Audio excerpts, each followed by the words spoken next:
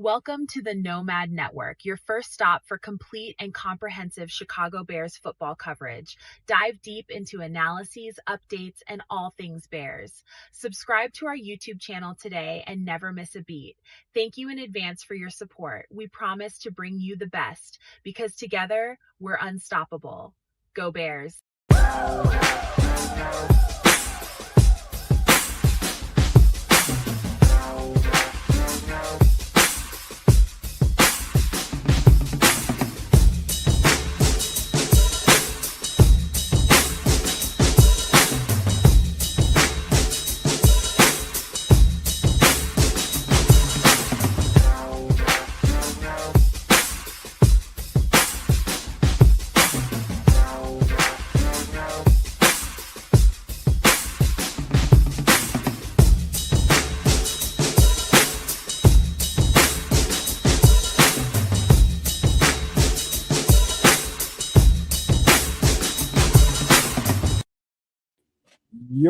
Yo, Nomaniacs. Welcome into Nomad at Night. I'm your host, Nomad, and we got the boys here, man. We're just waiting on our fourth horseman to get here, but maybe he comes in a little bit late. And I think, if I'm not mistaken, that's him right there. Speak of the devil, and the devil shall appear. Thumbs up. Hey, Simon, when you feel like you're ready, just give me a thumbs up. Pop you in here. I think that was a thumbs up. He showed me a water. All right, good to go. Well, what up, man? What up?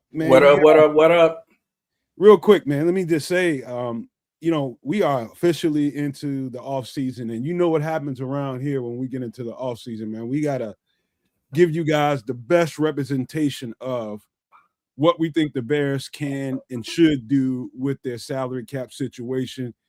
We got the money maestro down there in the bottom left over there that hopefully he doesn't dog pay everybody and think it's a good idea to get people to come to Chicago, man. We're going to pay him right. Everybody's money, man. It's so sad. Anyways, keep going. We're going to pay him right this year, kids. We're going to pay him right. Ain't nobody getting no money. You know how it is. We're going to do right by people, man. Hopefully we get some good vibes and some good blessings for it, man. But welcome in, you guys. Sorry we're late, man. But, I've been kind of waiting on this, man, because I spent the past 72 hours really digging into some of the free agents that are out there, some of the opportunities we have. And I think it's going to be quite a bit of turnover. It might be some of the lower tier guys that you think less of. I do think we can upgrade the bottom tier of our roster pretty quick with the salary cap money that we have. And I think it's important that we talk about all these guys and make sure we give proper credence to these players and whether we should sign them, re-sign them or not, or go out and get somebody else that's an upgrade. Because trust me when I tell you, it's going to probably be some disagreeing going on this show, but that's good, man. That's good, healthy dialogue for the show, man. But welcome in, you guys, man. We're going to have a good time doing this. I guess at some point we're going to pick and choose who's going to have what hat on. Trust me, fellas. I don't care. I can be what's the assistant GM or the coach or the assistant coach. I'm gonna let y'all duke it out, man. I'd rather y'all duke it out and we have a good time doing that, man. But let's just have fun at the end of the day, you guys. Welcome for being here. Let me pass it on over to Triple R, who just got through smashing like 5 or 6 burgers like Wimpy, man. How you doing, bro? Well, I'm good, and it's currently smashing, not just got through. So it's all good.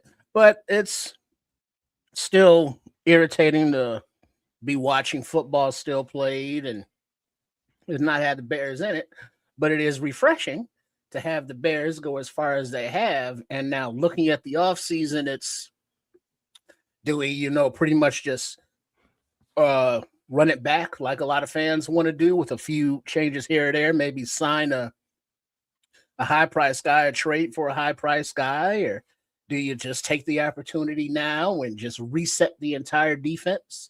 There are many ways that this franchise could go, and we're going to discuss some possibilities from our point of view, but I'm sure before the actual season gets here, we're going to have different perspectives as well.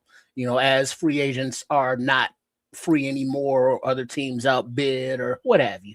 So, yeah, it's going to be a fun off season, and, tonight is just getting it kicked off. Samo? Yeah, man. Still sad about last week's loss, of course, especially watching these games today. But hey, it is what it is. We aren't there yet, and we're gonna talk today about how to get us there, how to get us to the big game. And we're close. We're close. And I know nobody said we got to upgrade some positions at the lower, at the bottom of the roster, but I think we can make some upgrades even at the top of the roster, man. I think that we're gonna have to consider moving on for some people. And it's going to be hard, but it's going to be fair.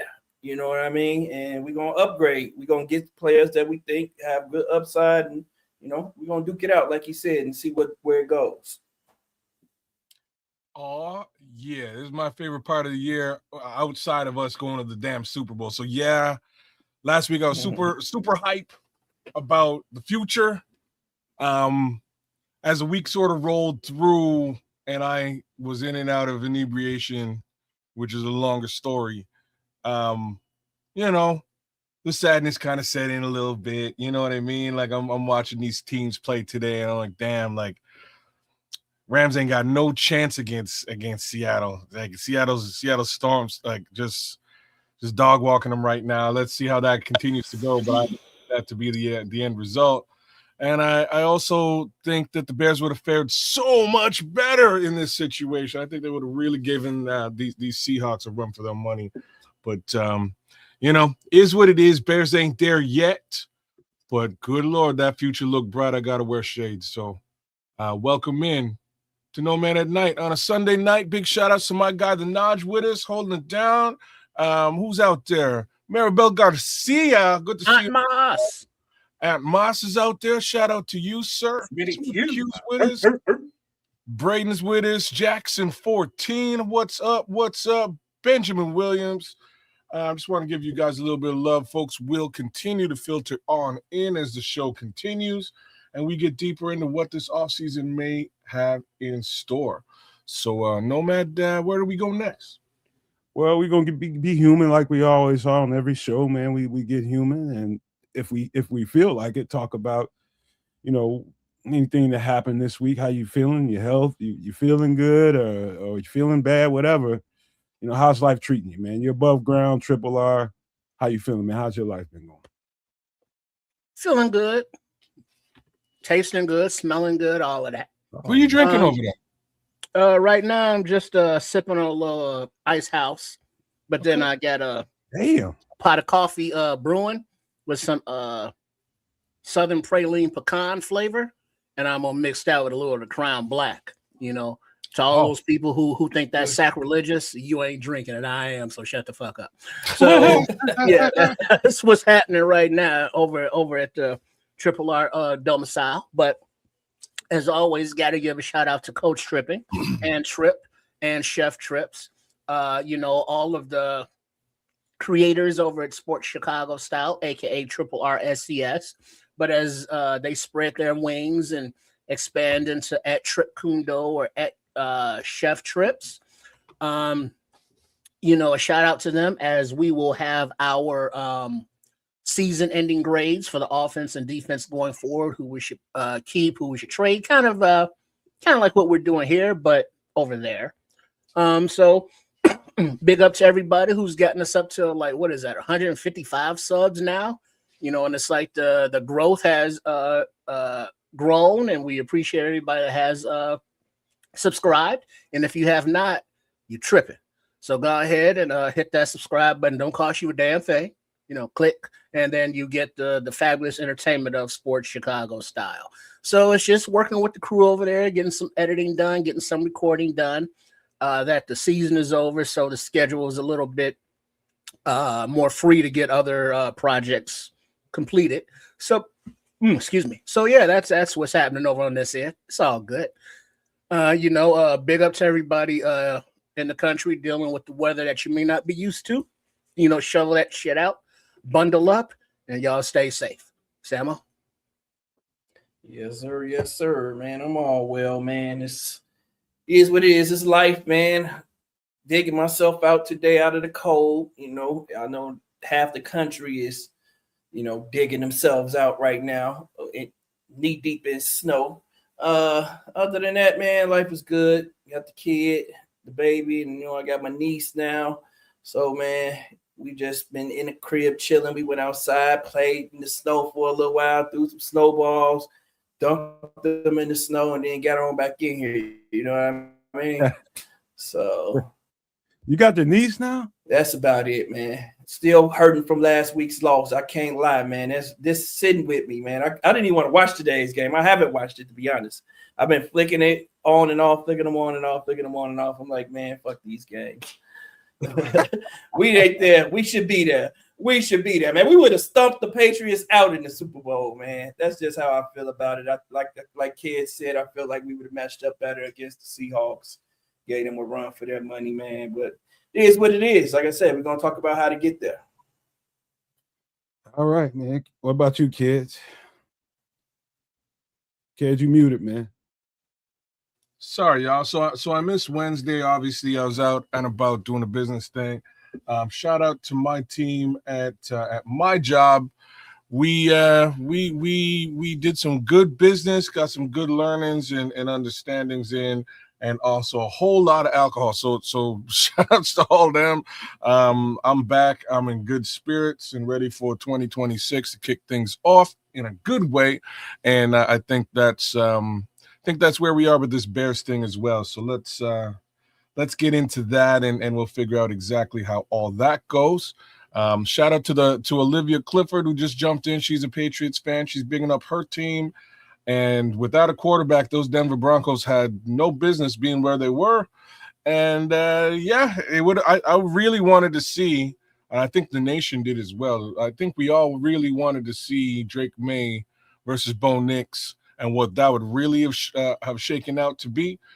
Unfortunately, Jared Stidham is no Bo Nix. So you know what I'm saying? So there's that.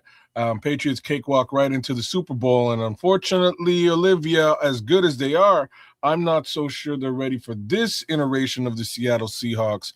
It should be a good game there in 2 weeks. So fingers crossed. We'll see what it looks like. Let's see. Shout out to the Red Baron. He said his 16-year-old Chihuahua is a Bears fan, and he's tired hearing about next year. He also blames DJ Moore. That's messed up, Red Baron. Yeah. So before you go, Nomad, and tell the human side, fill us in and update us on Mom's hip. She's still in a cane. How's she doing? She's doing all right, but give me 1 second. I'll speak on that. Isabella, just hit us give me a second and I'll get the email here. You want to pop that up and I'll talk to it. Isabella, I think tonight might not be the night to have you join live, but get us on email. Nomad will pop the email up on the screen. And we'll get you on the show, man. You can come on in and make your impression felt right there at Nomad Live Pod 2023 at gmail.com. Make sure you subscribe. You're likely subscribed already, but let's do what we can to get you on here so you can again share your opinion with us and we can have some fun. Hit us up. We will respond. We just like to get to know people a little bit before we put them live on the show, but we'll be glad to have you. No problem whatsoever. Just hit us up at that email. If I haven't left it up there long enough, I'll put it up there in a little bit, show you again. But hit us up. We will respond to it. But yeah, mom's just doing good. She's doing a whole lot better. Right now, she's just busy, and she's upset because the work stalled in a new house that she just got. She's basically, I told you guys, she's rehabbing a house, and she's mad because people don't want to work when it's cold. She ain't got no electricity in there. You know what I mean? And she's upset because she can't get people moving. I told her, I had to tell her, man, I'm like, Mom, like it's cold as a dog out there. You ain't gonna be able to get too many people to move. Well, I'm paying these people good money. I'm just like, it don't matter. It's cold. You gotta give people some grace. And I know you want to see things come together fast, but she one of them type of people, man. She's a real go-getter, man. And when she wants to get stuff done, she wants to get stuff done. I'm that way myself, man. So that apple didn't fall too far from the tree. I'm that way myself, but that's Mom. She's doing a whole lot better, man. Me personally, my situation just got into flux. So we only got one running vehicle right now. And that thing, my girlfriend went to work Friday, And that thing, she stopped by Family Dollar, which is like literally right down the alley from my house, like right down the street. And she went in there, she started the car, she gets in there, she goes and stopped to get something, get ready to go finish her trek to work. And she gets there and goes back out to get in the car, and the car wouldn't start. And so she calls me. She's just like, this car ain't moving. She got it started, and then it wouldn't it wouldn't take gas. And long story short, the thing, I don't know what's going on with it. I'm gonna have to have it towed to the shop to see what's going on with it. But obviously that would put, if you ain't my girlfriend, she was a little upset, man. And she was a little chirpy, little not herself this weekend, man. So yesterday, man, we got a very, very peaceful relationship, people. I mean, extremely, extremely peaceful. Somebody might raise their voice around here maybe 3 times a year. That kind of peaceful. It's very respectful, very peaceful, very loving. But she was a little chippy, man. And I ain't gonna lie, man, I flashed on her last night. And in a way that is just verbal, but it was just like, hey, yo, don't forget who the fuck you talking to now. You know what I mean? Don't take my kindness for weakness, never. You know what I mean? So, I love you, but hey, you better watch that shit. You better watch it. But yeah, that's what happened last night. We're just gonna have to get the car towed, and that's that might not be much for your average person, but in this household, man, we used to regularity around here, and that being a little off kilter got her a little off kilter, and I had to flash on her last night. But anybody want to respond to that? Go right ahead, man. Absolutely not. No. Confirmed bachelor. I ain't in that. I have no comments on this. So, relationships are what they are. Sometimes, sometimes they been there. I just say been there. Oh, God, Lord. Yeah. I think everybody here has been there. I think everybody in the chat been there. It's been there. So, I ain't in it. Yeah, so. If you haven't, we ain't in it. Yeah. For your sake, nobody on here is going to comment on that. Yeah, hey, man. Hey, I understand, man, because I ain't one to be in nobody's business, but I know she wouldn't mind me telling her that, man. But every now and again, we gotta both stay grounded as a couple, man. So we make sure we respect and be respectful how we speak to each other. You know what I mean? So that's required once in a while. See, that's very good of you, because there ain't no sort of scruples like that around this house. So there's the reality. I gotta bite my tongue, not in my house, but for running my mouth a little while ago about the Seattle Seahawks stomping the Rams, because Rams are kissing the end zone right now, and Matthew Stafford about to call it a day and take this lead here. So I just figured I'd give y'all a little quick update. Are they doing that former Raiders lineman kissing? What's going on? I don't know what's going on, but I think Matthew Stafford I think they're kicking a field goal now. I think they're close. No, they're going for it on 4th and 4. The ball is the back of the end zone. McVay looked like somebody stole his money. Damn, but it's a game right now. I thought. See, like, there's a reason why I said the Seattle Seahawks should be stomping these guys, because if the Rams win straight up and down, we should be in the Super Bowl. Like, that's the way that I see this. The Rams beat the Seahawks, we should be in the damn Super Bowl. Ain't no more coulda, woulda, shoulda. It's over. Yep. It's over. Hurts. Now it's hurting.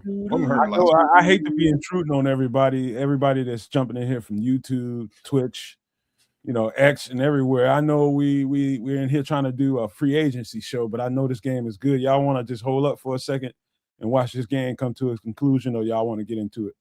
Yeah, it's coming to a conclusion. But in the interim, we can still say things like, I got a question.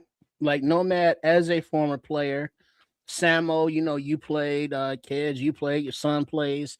At what point do injuries or being dinged up, what should that restrict a player? Not specifically talking about DJ Moore or Roma Dunze, but if they're dinged up, let's say 60%, at what point is a 60% just DJ Moore, for example, hurting the team versus, let's say, a 90% Jade Walker? I respect the toughness. I respect the fact that you want to be out there, that you're a warrior, that you're going to shake that shit off. But realistically, if you're not 100% or at least close enough to it to be on the field playing, you're being detrimental to the team. And I'm irritated with this coaching staff because on several occasions, see Rome Odunze, see Kyler Gordon, where they're bringing back guys from injury, and then they hurt themselves in the pregame, which basically says they came back too goddamn soon. So at what point does the staff, do players, does the training staff have to say, hey, not only for your health going forward as a player, but not to be detrimental to the team in this game, it's better for you to sit out as opposed to try to tough it out? At what point does that take effect? Let me jump on this right quick, Samo. Early in the season, that's a good point. Very early in the season, mid-season, even sometimes to the farther tier of the season. But when you going towards the end of the season and you're trying to get rhythm, because the rhythm teams, the hot teams are the ones that win Super Bowls and get into the Super Bowl. Late in the season, you got to go with your dogs. And the healthiest you can get them, if it's 60, 70% DJ versus 60, 70% DJ, is still better than Jade Walker. I argue with somebody about that.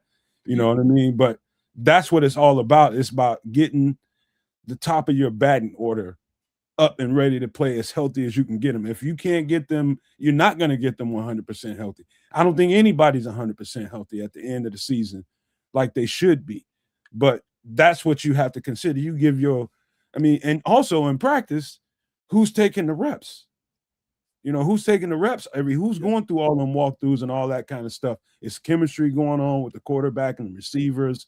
The hardest thing is just, okay, because this or that, I want to stick this player in here because I think he should get some reps here or there. No.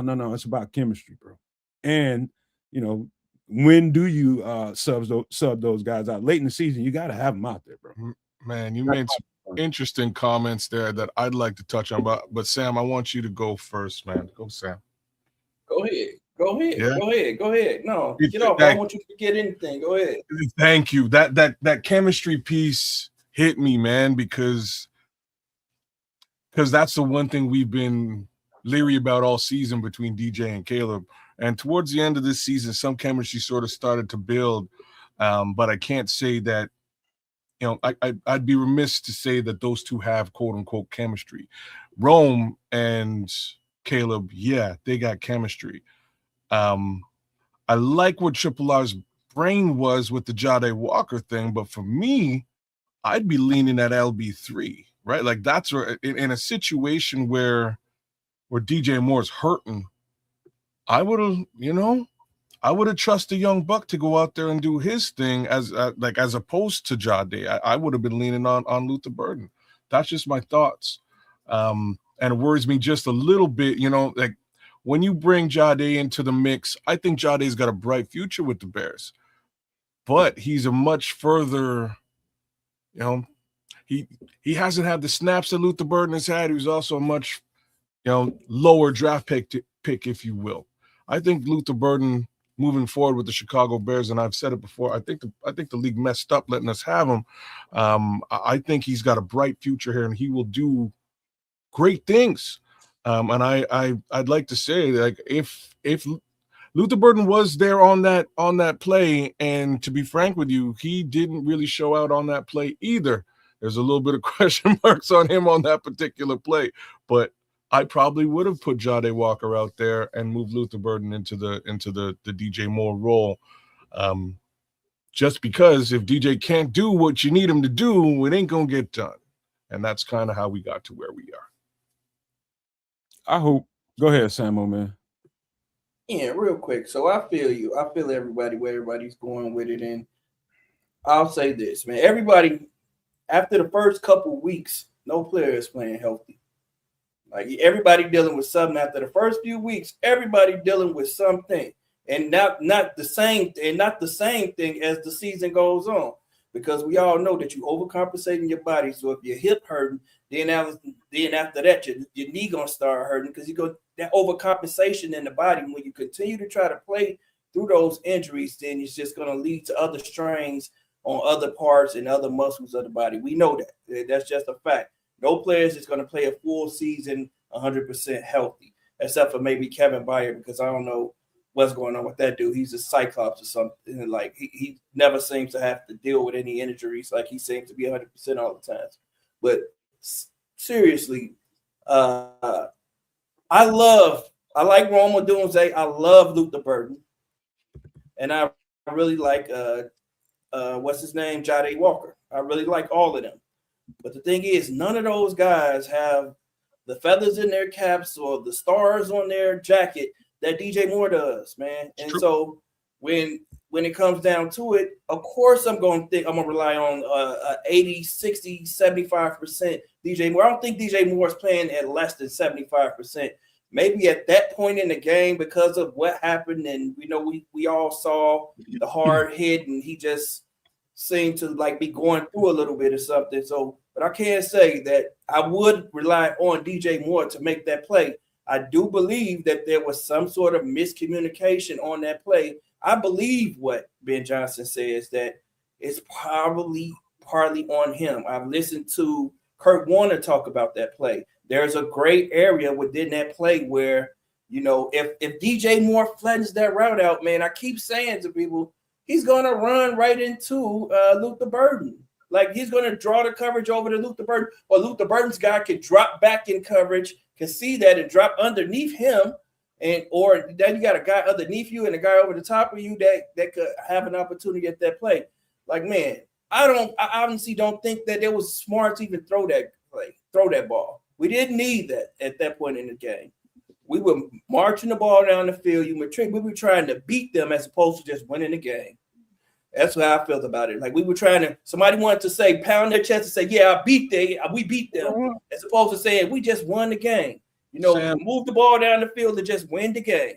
That's how I felt about it. The play call, from the play caller to the quarterback. And then, we just didn't need that. So that's just how I feel about it. I don't blame DJ Moore, man. I hear all this talk about trading DJ Moore. I think it's ludicrous. DJ Moore is still the best wide receiver on our team because he's always available. He's the one guy that's going to play through those injuries, that can play through those injuries. He's the most versatile guy on our team, and he's the most accomplished guy on our team. We saw regression from Roma Doomsday throughout the season. We saw Luther Burden have some mental lapses as the season went on, but I do think, like I said, I think Luther Burden's going to be a dog in this league. And Jade Walker is also going to be a dog to me, man. I think Jade Walker, I like Jade Walker as much as I like Rome right now. I'm going to tell you guys the truth. I like Jade Walker as much as I like Rome.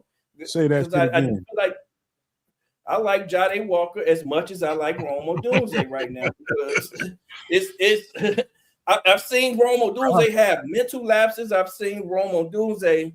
The homie's clutch. I don't know, man, what it is. You know what it is. He's clutch. He's got clutch hands, and when he's called upon, and he's on the field, he catches the football. It's almost as simple as that. And guess I can't take anything less away opportunity on the practice field too, kids. That's the other thing about it. He gets way less opportunities than a Romo Doomsday has had throughout, from training camp all the way to the point where he got in the game. And he came in, he was ready to go. And that's what you want to see. I want to see that from everyone. I want to see Romo Doomsday catch the ball. I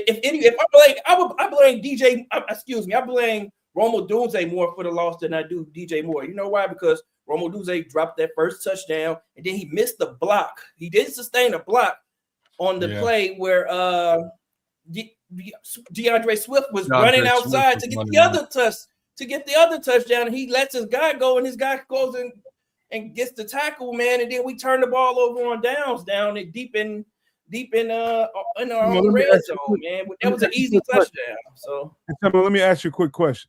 2 questions, real quick. Mm-hmm. How many games did we beat Green Bay? 2. Yeah, we beat them 2. Do we win either one of those games without DJ Moore? Not one, and that's it. Yeah, I agree. We're not there without DJ.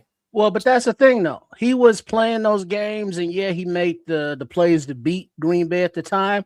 But if DJ's not there and another receiver is on the field, Does that mean that receiver won't make the play? I think we into some. I see. This is what I think, and I understand how everybody feels about when you don't get done what you want to get done. Everybody feels like they need somewhere to point the finger, and I'm just being honest with you, man. Without DJ, we might not have gotten as far as we got. Just to be honest with you, man. Especially, I mean, DJ Moore is like you ain't finding DJ Moore is just on a tree somewhere walking down the street, dog. Fucking appreciate him, man. That's the best thing I can tell you. I know everybody's on this warpath talking about trade DJ. I don't particularly agree with that, man. I think differently. But if they do, they do. It's not my place to say whether they're right or wrong. I'm just saying, right now we're in that scoring place, man. But I don't feel like people should just keep pointing fingers at him. That's just wrong. So I'm in like full agreement with you. At the same time, like as we go through this exercise today, I'm probably gonna cut DJ Moore. I'll just say it now before we get there. Just saying. But I'm in full agreement with you. What if you ain't the GM? Okay, well then maybe he won't get cut, and that's fine too. Maybe he won't get cut. If it was me, he'd likely get cut. But I wanna adjust what he said though.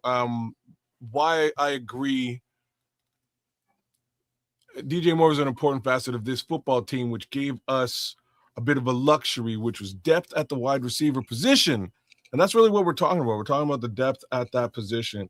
As we get into this final football game and we're looking at depth, if like we're talking about a Romo Dunze missed block, Romo Dunze got a hairline fracture in his foot. I don't know if having him on the field at all in that, like he wasn't really effective in that game. Having him on the field at all probably wasn't in our best interest. And again, we're talking about that depth. We have a Luther Burden. We have a Jade Walker that can step in and do some stuff. We also have Duvernay and OZ that can step in and do it. Like OZ is one of the best blocking wide receivers in the game.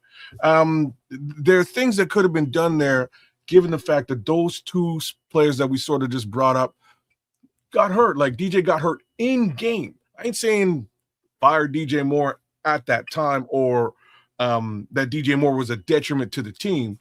But if he's on the field and he gets hurt and he can't run the routes you need him to run, and that gets exposed at the end of the football game, maybe you might have wanted to ask the kid to take a seat. Now, I can even understand that asking DJ Moore, who's like he's like a mutant and stuff, asking him to take have a seat, man, you're hurting, might be a bit of an argument, but if it's going to cost you the game, it's probably an argument worth having. And the last piece is to note, everybody, like we can't just holistically point the finger at DJ Moore. There are three other routes of passage under which this game could have still gone, Chicago's way. The first one is the check down to Monungai would have worked out. That's they shouldn't have went for it. They really shouldn't have. Caleb really shouldn't have gone deep. He should have gone short. We could blame Caleb for that. There's also the obvious notion that maybe if we'd kicked a field goal or two, things might have been different as well. So there's different, there's different levels of blame that we can throw as far as that one football game is concerned. It's not all DJ Moore's fault. I just don't want to play Hunger Games. I know a lot of people do, but I don't. I'm with you. I'm of the belief that one play can't lose you a game, but one play can win you a game, but one play can't lose you a game. That's just how I look at things. One play does not lose you a game. And like I said, I can point to several plays, man. I can even point to the fact that, even on when we turned the ball back over to them, it was a 3rd and 6. Dennis Allen goofed when he called the all-out blitz and didn't cover Puka Nacua and leave Puka Nacua wide open against one of the best quarterbacks, the MVP of the league. Like he's not going to know just to drop the ball off to Puka Nacua with a safety who's supposed to cover him 12 yards deep. Like, come on, man. Like we goofed. There are so many things that we could point to that caused us that game, man. There was definitely not one play that lost us that game. And I don't blame DJ Moore at all, man. I feel you, kids, that you give Romo Doomsday, and you sound like you give Romo Doomsday the pass because of the foot, but the foot bone is not connected to the hand bone. It's not connected to the hand bone. So if the ball hits you in your hands, catch that mother. I'm saying both of those guys were. You could have leaned on the depth in that situation with either one of those. Absolutely agree with you. And I do think that it something was bothering. I even think that Coach 11 was hurt, man. Coach 11 dropped about 4 passes, man. Everything seemed off in that game, man. It just seemed like everything seemed off. But we got to a point where we could have won that game, and I feel like the quarterback at that point just has to be the coach and the quarterback. They have to be the adults in the room and say, we're going to do what we have to do to win this game, and we're not going to put the ball in harm's way to lose this game. You know, if DJ is not looking at you and you don't know that DJ is about to flatten that fucking route out, you don't throw that fucking ball. That's just how I feel about it. As a quarterback, you don't throw that. If his original route is to go behind that safety, but you're saying that he has the room to come underneath that safety because y'all talked about it, until I see him start to flatten, I'm not throwing that ball because I know that could end the game. And if I do throw it, I'm throwing it to a point where I know that only DJ can get it. You know, nobody else. Well, no one else. So I blame Caleb more. I've got to blame Caleb more than I blame DJ there, man, because the ball is in your hands, man. You see what DJ can't see. You can see what he can't see, but you don't know if he's seeing the same thing you see. Until you know that he sees it, then you gotta you hold it that extra second. Some people say he should have thrown it sooner, because it shouldn't have been in that second window. It should have been in that first window. So, man, like, we can go all day and go back and forth, but I just know this, man. DJ Moore has been a dog for us, kids. He has, a dog for us. And you said that he's added depth to the position. No, he hasn't added the depth. These other players added the depth. He's added a number one receiver to the position, which we have not had in Chicago until he came here. You know, and I think we've gotten our asses spoiled, and everybody's on their high horse right now saying we got Romo Doomsday, who hasn't shown shit. Romo Doomsday he's not ready to be a number one. That's what he's shown us, that he's not ready to be a number one wide receiver. We got a good receiver in Luther Burden, who hasn't shown, who's shown up. He's shown some promise. That's all he's shown. But he's going to be number one. He's going to be number one, kids. We know that. He's going to be our number one. But neither one of those guys are ready yet. So that's why I feel like if we get rid of DJ Moore too soon, get rid of him right now, man, we're gonna hurt the offense. Because even though DJ wasn't making plays earlier in the season, DJ was blocking, DJ was running the ball out of the backfield, DJ was running his route patterns to clear out and open things up for these other guys underneath. Like this, there's a lot that we don't see that DJ was doing, man. So, man, we got to give him some grace, man, because that man, he's played through injuries, man, and he's played every game this season. And he's also the only receiver on the team who's played every game during the season. Everybody else had injuries where they couldn't go. But DJ Moore was like, you know what? I'm going to toughen up. I'm going to gut this shit out for the team. You know, this 80% me, I'm going to give it to you, and I'm going to give it my all when I get out there now. I don't know what happened on that play, so I have to give him some grace, man, just because, man, yeah, we've seen him go away on some plays, but up until that point in that game especially, DJ Moore was balling his ass off. The left-handed catch, one-handed, you know, taking the big hit on the sideline, you know, and he went out the game for about 5 minutes, then comes back in, tries to gut it out and comes back in. Like, I don't think he was completely healthy. I think he was a little dizzy and all of that too, but I can't say I think he was concussed. Yeah, I definitely feel like he was concussed or something. Well, but that's the thing, though, Samo. If you're the coaching staff, I get it. It's the playoffs. It's the season's on the line. There is no next week. Is win or go home or go to Cancun, whatever the hell you doing. Mm-hmm. But at what point it's like, yeah, this dude, he's out of the blue tent. They gave him the thumbs up, so he should be good to go. But if he's dingy, he's a little dizzy, a little off. You know, at what point does the training staff, you know, because we've seen them put players out there too early before, and we've seen them what happened with, as I mentioned, Kyler and Rome. It's like the training staff gave them the green light. It was like, yeah, y'all good to go. And they wasn't. You know, Even they said, hey, at the end of the game, when it's Even crunch JJ. time, and JJ DJ is is the one saying, I I'm question. good. And it's like, well, no, you're not. And now we see that if he was concussed and he wasn't running the right route, he wasn't seeing shit the way he was supposed to be seeing, he wasn't physically, capable of performing. It's not a DJ thing. That's a coaching staff thing, isn't it? It is. I agree. It is. Hold up, It is. fellas. Because I do agree with Smitty Q. He says, all right, postmortem done. Can we move on to what's next? I agree, man. We're gonna still got a minute move left in on. this But that game, was a so. great question that Trips posed right there, because like you said, and I think the onus is on the coaches as well, like you said, Trips, because they have to know. Like, for instance, I thought that JJ was one guy who is a whatever. JJ was not 70. He was 70% or less of what JJ definitely less. 70% or less. Yeah, is 70% JJ better than 90% Stevenson? I don't know about that. Like, I didn't think so either. So at that point, you have to blame the coach and like, man, like we want you to play. We like that you want to play, but we're gonna put you in spots. Like, yeah, you the starter, you the man that makes the money. But I think he was hurting us in those games too, in those final few games. Hey, fellas, we can move on. I can't help but to say this, man. You know what we sound like? We sound like that dude with a 3-car garage with a Corvette, Maserati, a Lambo in all 3 spots, big ass mansion and shit, complaining about how bad life treating you. Man, we good. Yeah, but I mean, as a player, you obviously had to play through pain.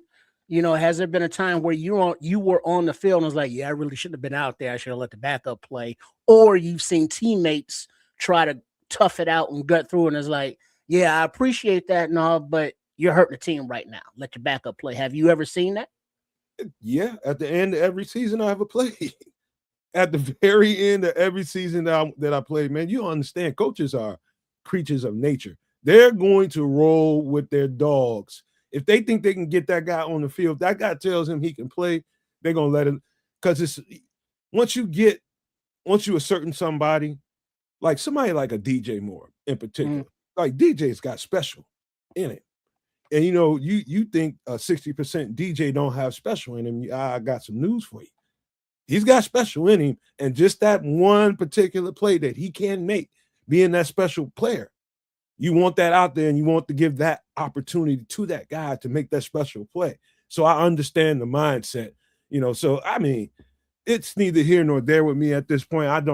I think if you're on Twitter too much, you're gonna end up falling to that on that DJ train, man, because that place is just a hellhole anyway. That's all people do is bitch and moan on that. It's negative. Man.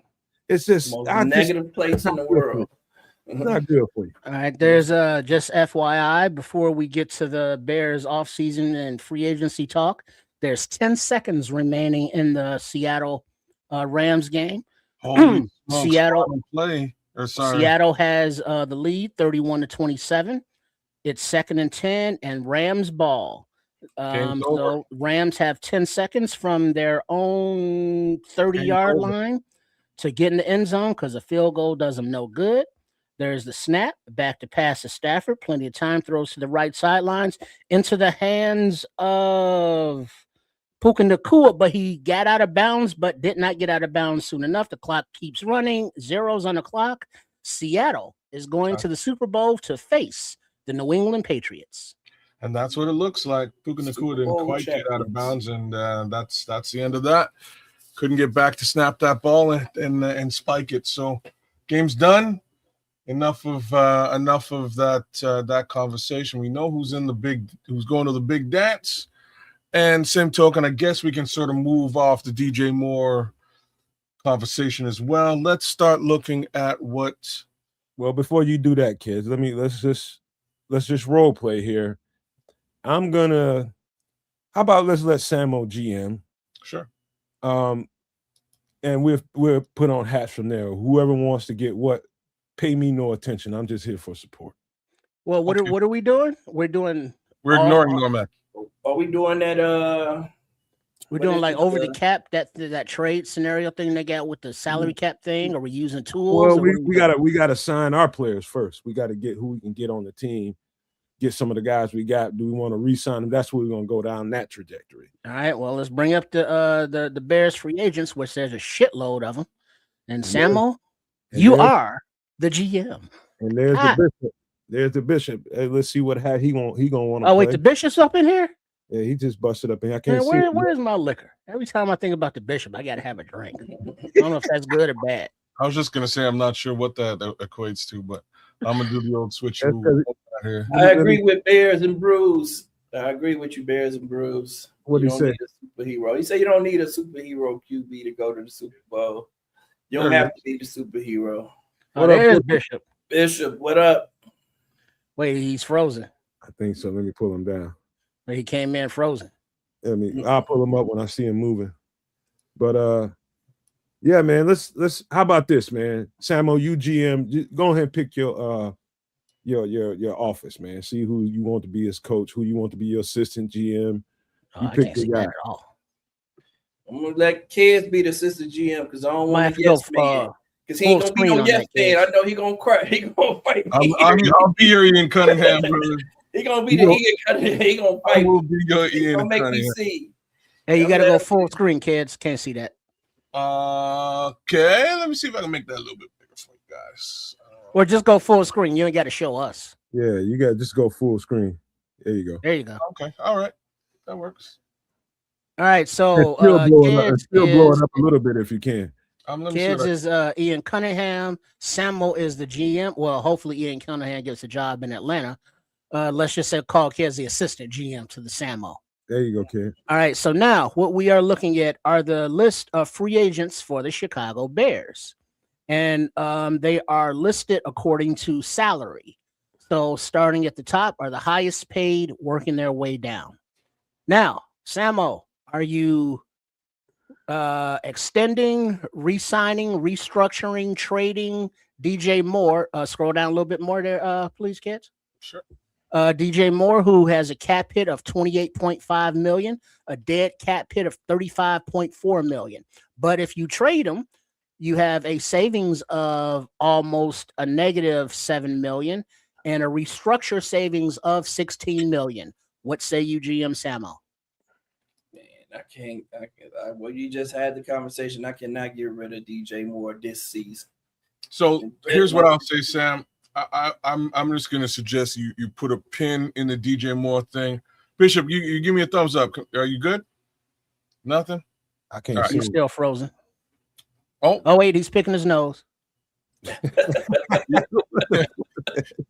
Are you good, Bishop? Can we bring you in? He's have a hell of a delay. He's a little jerky down there. Oh yeah, that is kind of messed up. Valus Jones Jr. going to the damn Super Bowl. Ain't that some shit? No, you know what? Did anybody get the chance to see what I posted about Valus Jones? Because it's the funniest shit. I got somewhere close to 3,000 on Twitter. 3,000 looks on this one post, and the post was that both myself and Valus Jones have the same amount of touchdowns in the 2025 NFL season. Right? Oh snap! No man. So let Bishop get his shout out in right quick, man. Then we're gonna go back full screen. It looks like he's still frozen, isn't he? I think he's frozen, man. He frozen. Yeah, he's moving. He moving. No, he's moving. He's just very stoic. He's but he's delayed. Can you hear us, Bishop? He's delayed. You there, Bishop? Are you muted? Oh, he is a little robotic. Man, it's fucked up down in Texas, man. Yeah, your mic's muted, Bishop. Say something, Bishop. All right, let me talk to him, y'all. I think the feed is just kind of icy. He better be glad he got his internet frozen like the weather. So all right, so what was the conclusion with DJ Moore there, GM Samo? I would say we restructure him this year, man. Right, what kids were saying something about putting a pin in. I would just say put a pin in DJ Moore for now. We can look at the rest of these guys and come back to DJ because it's a thing. You know what I mean? We can just do them last. We can do them last. Yeah. Right. Okay. All right, you want to start from the bottom then? Bottom of the list? I would do that. No, let's start from Montez because we need to see what the big. All right, so Montez Sweat, who has a cap hit of $25 million, Dead money. Wait, scroll back up. What is that? What does that category say? Oh, sorry. Okay. Oops. There we go. Dead money of 18.1 million. If cut, a cap savings of 6.9 million and a restructure savings of 9.8 million. GM Samo, Montez Sweat. We need some restructuring, man. We can't get rid of Montez Sweat. Can't trade him. Can't cut him because of the dead cap. Like, he is our best defensive end. He has shown improvement under this regime this season, man. So, hey, we just need to get him some help on the other side or get him some help from the inside more than the other side. And I think Montez will be good. We need some savings, though. Let's get that restructured done, man. All right, what happens if you hit that button there? All right, it's done. All right, next up, Jalen Johnson, cornerback, coming off multiple injuries and surgery. $25 million cap hit, dead money of $18 million. If cut, a cap savings of $7 million, a restructure savings of almost $7 million. GM Samo, Jalen Johnson. What do you think, kids? Because I'm gonna be honest with you. Okay, before you even go, I know you've been trying to get Jalen Johnson off this team for like 4 years, man. I know you for a minute. You're done with Jalen Johnson. Real talk, numbers, money talks, bullshit rocks. In this scenario, the numbers are the same. So I would restructure the guy. If you're gonna, you know what I mean? You're gonna save $7 million. If you restructure him and keep him around, you have 6.9 in your jeans. You know what I mean? It's half. You know what I mean? 6 of one, half dozen of the other in this scenario for Jalen Johnson. So that's my 2 cents. If you want to cut him, I don't blame you. You still get $7 million. If you want to keep him around, like the only reason I would cut him is if you are full on confident that the replacement case scenario is good enough to handle things. And that's what we're not confident about. We don't know who the replacement is going to be. So let's just go ahead and let's restructure on this time until we. Okay, now remember, I must put in that restructuring makes it more difficult to get rid of them down the line because you're basically adding years on to their dead money. So if you were thinking about trading, I want to trade him. To be honest, all right, then say that. You're the GM, baby. I want to trade him. If I can get something for him, I would rather trade him than I don't want to cut him, but I really don't want him on the team. Now there's some. I add something, fellas, real quick. What a luxury we are, man! Because it took the entire time of Ryan Poles to be here for us to get to the point to where we're talking about prime players. That now we're talking about having, that roster has been built right, and the opportunity is there for us to get a whole lot better. When you got these guys being questionable on this show about, whether you want to trade them, get rid of them. It was a year or so ago, man. We weren't having none of that conversation. No way. We had no damn talent. Yeah. But that's the level of talent we got on the team right now. But now also to add on to what Nomad is saying, the level of talent, keep in mind that players are tradable now. Like Smitty Q and White Ghost are suggesting that they would rather trade JJ. But also for free agents that you don't re-sign, such as just hypothetically Jaquan Brisker or Nashawn Wright, if they sign bigger contracts with other teams, bigger free agent contracts, the Bears will receive compensatory picks. So that's also something that this organization has not had in years because we haven't had players good enough to be going, other places in free agency to sign bigger contracts. So keep that in mind for other players that you may decide not to re-sign. Well, how about this, fellas? Because we know of a couple of things that's already happened. They've already spent money on a couple of guys on the lower rung of the roster. And so take care of the knickknacks down at the bottom end of the roster and work your way back up to the key names. You know what I'm saying? So they've already we can do it that way too. If you want, Sam, you want me to scroll down a bit? You do it. Hey, Bishop, you with us? Let's see who we want to keep. Wait, hold on. Bishop, you with us? What's going on, fellas?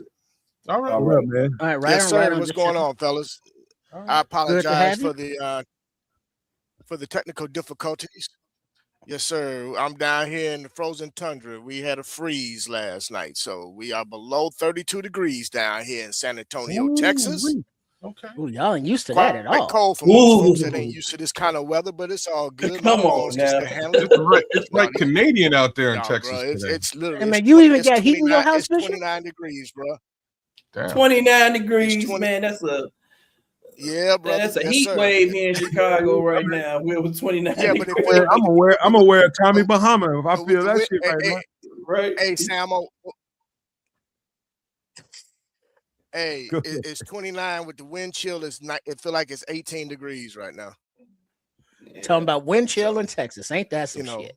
for those that ain't used to it, they struggling, man. I'm good with it. Shit, Bishop got to put Yeah. his champagne on some and some tea, Smitty some Q. warm tea. Get the champagne going, right? All right, so now, Bishop, to catch you up, and for everybody, I'm drinking it neat. very, very, very nice, very nice. But to catch you up, what we are doing right now is looking at the Bears players who are free agents, and Samo is the GM with his assistant of Keds the Canuck. Make sure you are tuned in and subscribed on all three networks that we are streaming live on at the Nomad Network, at Keds the Canuck, and Triple R SCS, aka Sports Chicago Style. Now we've shifted down to the bottom end of the free agent list. And so scroll down to the bottom there, please, would you, Mr. Assistant GM Keds. And now at the lower end of free agents, Deion Hankins, running back, cap hit of $1 million, no constraints. He was on IR through an injury at the beginning of the season. Do you bring running back Deion Hankins back, GM Samo? So hold on a second. Go ahead. I just want to. So basically, here at this stage, we can cut or restructure players. These guys who have zero beside their name with respect to dollars we would get back for cutting them, we can kind of skip. You know what I'm saying? Right. We're not going to cut them. They're already signed. It makes no difference. Okay. So I'm just going to sort of scroll up as we go through them because there's a bunch right at the bottom. To the ones All right, that have so moved. just kind of highlight the name that we should be over. All We don't right. need So to narrate. Hankins, Let's just get to some business, man. cool. So Hankins, we're keeping. Jade Walker, we're keeping. Kamanungai, we're keeping. Luke Newman, we're keeping. Za Frazier there's an $80,000 savings if we cut Ja Frazier. Do you want to cut Ja? Zay, way. Zay. Keeping Zay. Yeah, we're keeping Zay. We He's got a to red see shirt. what we got there. Rookie. Okay, no worries there. Austin Booker. All right, zero. let's hold up right here. Terrell Smith, who is a Flus piece and has been staying on the field. Now he is still, I believe, under his rookie contract, but he is tradable and or cuttable or bring backable. We know you don't like Flus pieces. Quit narrating. Let them do this shit. Okay, so we'll see Terrell Smith on the other side with respect to trade in a minute. But again, it makes no difference if we cut him now or restructure him. No dollars saved here, right? So Okay. Sam will go for Noah Sewell. Ruben Hippolyte, Noah Sewell. Sam will go for Roshan. You got it, Tory Taylor. All right, but here we go. All right, Kiran Amagaji. He does have some savings attached to him. He hasn't been able to stay on the field since he has been drafted. Cut or restructure, resign Kiran Amagaji, GM Samo. What's the cut value? Is that the 1 million? No, $125,000. Not worth cutting them, man. For the There you go. 120 right now, we gotta let's see what he does when we get to training camp. We'll cut him. Wait, where do you see $125,000? It's actually 128. 128. Oh, okay. All right, Um, so bringing him back. All right, Shamar Turner is still under rookie deal. Ozzy's under rookie deal. All right, Tyreek Stevenson. He is still under his rookie deal, but with the clashes and the benching for his disciplinary tactics during the I think it was a Rams game, Kevin Byard had to bring him back in. You know, it's like, hey, the game ain't over. Stop celebrating with the fans. His inability to get on the field. Man, we know your story, man. Let them pick, man. They know what they think of the player. Trip, stop trying to win. Yeah. Hey, he laying it out there for us, man. We're gonna go ahead and keep Tyreek around, man. If we got a good trade offer for him, then we would consider it.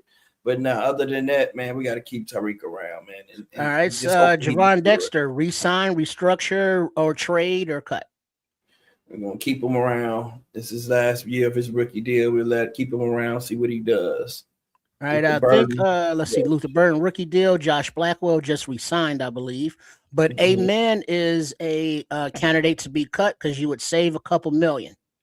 No, you won't save anything. You're still at $0. No. Wait, what's that other category? But what's that other line item? Restructure. This is cap cut savings. So cap cut savings is $2 million, ain't it? It's $2 million. You could cut them if you wanted to. Well, that's what I just said. All right, my bad. I'm getting from Canada. Hey, you assistant GM. I'll do the narrating. Samo, Amen, our big and big. Hey, Amen, $2 million for Amen, man. He didn't he couldn't stay healthy for us this year on the field. I might go ahead and let him go, man. He didn't play when we needed him to play. Man. I might go ahead and say that $2 million. All right, you got Cairo Santos, who's under contract. You got Tyson Bagent, who's under contract. Colston Loveland, rookie deal still. Rome Odunze, rookie deal.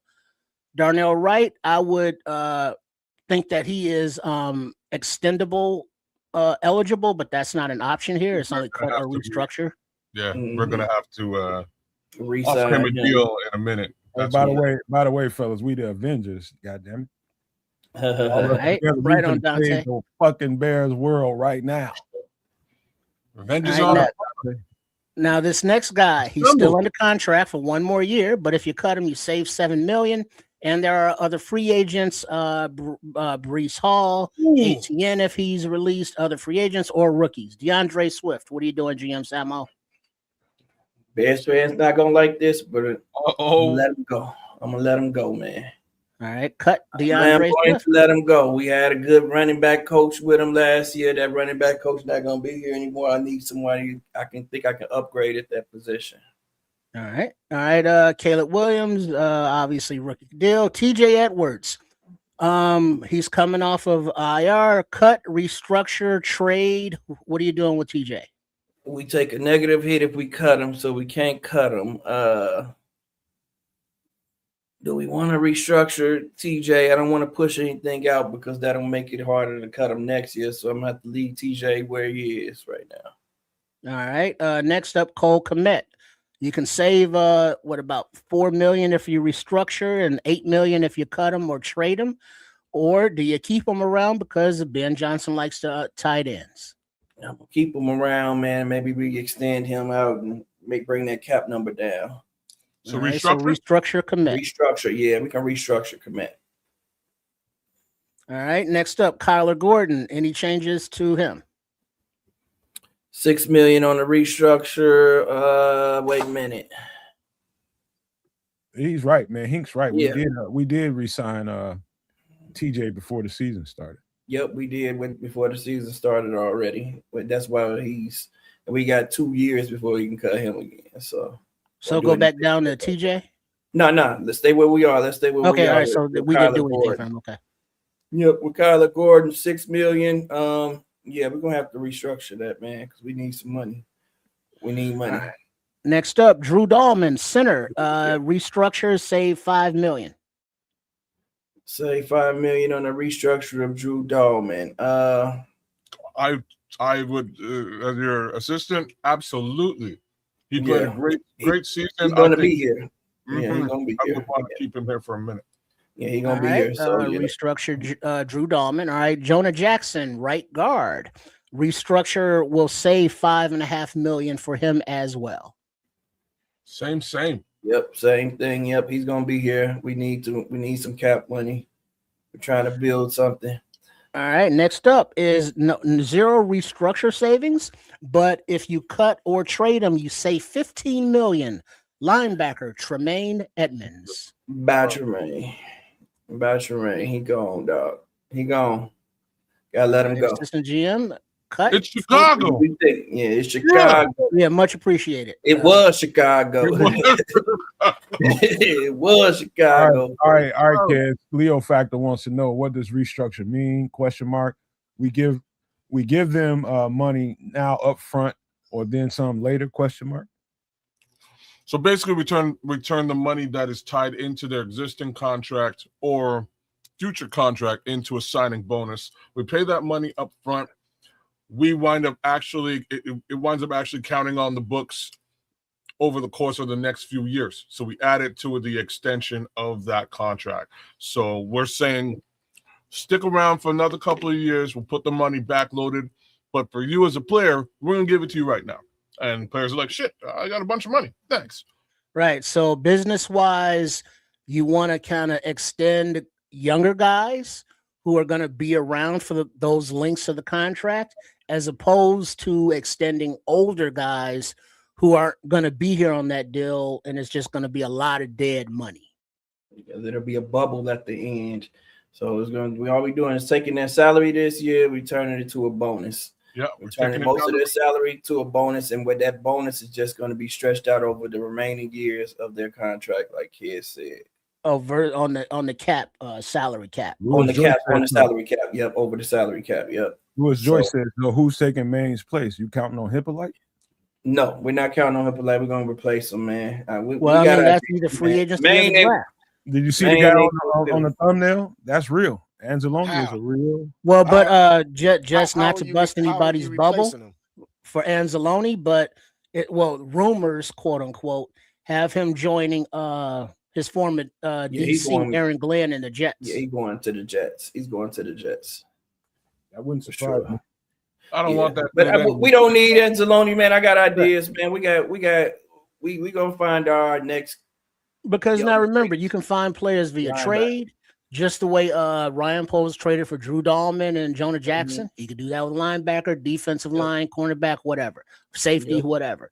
Free agency is a thing, as is the draft. So there are three options on how to replace players. We just haven't gotten that far yet. All right. Now, Grady Jarrett, who is a little bit on the older side, but if we restructure, you can save him $6 million, but it doesn't show here. But dead cap is going to be a thing in the future. So what are you doing with Grady Jarrett, if anything? Yeah, we're not going to touch that, right? We're not touching that. You probably sure, Sam? Let me talk on this a little bit, because it's $2 million loss. Do y'all feel like we got Grady Jarrett this season, or did we get like a shadow of Grady Jarrett this season? You got what used to be Grady Jarrett. You know what I mean? Like that's what I'm. It's a $2 million loss. I understand the loss. We could restructure and extend him out, but he's an older gentleman.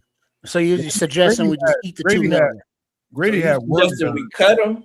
Are you suggesting we cut him? That's what it sounds like. I am suggesting. I just want to put it in your ear. It is a loss. It is a loss. I'm not sure if Grady Jarrett this season for the Chicago Bears is worth a $19 million cap hit. Yep. We'll lose. It'll be 17 fresh on the books for us. We'll lose 2, but just like Hank is saying, like we could go in the draft. We still have Shamar, who never touched the field. We can go in the draft, get another DT, and that's kind of what I expect us to do. How about this thought, fellas? How about what can we think about restructuring him? He knows now Grady. Well, but then that's kicking it down the line, remember? Well, but the truth is, Grady went into the season. He had some cleanup surgery on his knee before the season even started. So I don't know. I don't know if we ever see the Grady Jackson we saw in Atlanta, but he definitely came on late in the season as he got stronger for sure. All right. So Samo, you've heard the medical. You've heard your assistant GM. What are you doing with Grady? But I like. Hold on, Samo. Hold on, Samo. What were you saying? Hold on, Samo. Bishop. That's what I was saying. What were you saying? Bishop. Well, I was going to also say we got a lot from Grady inside the locker room.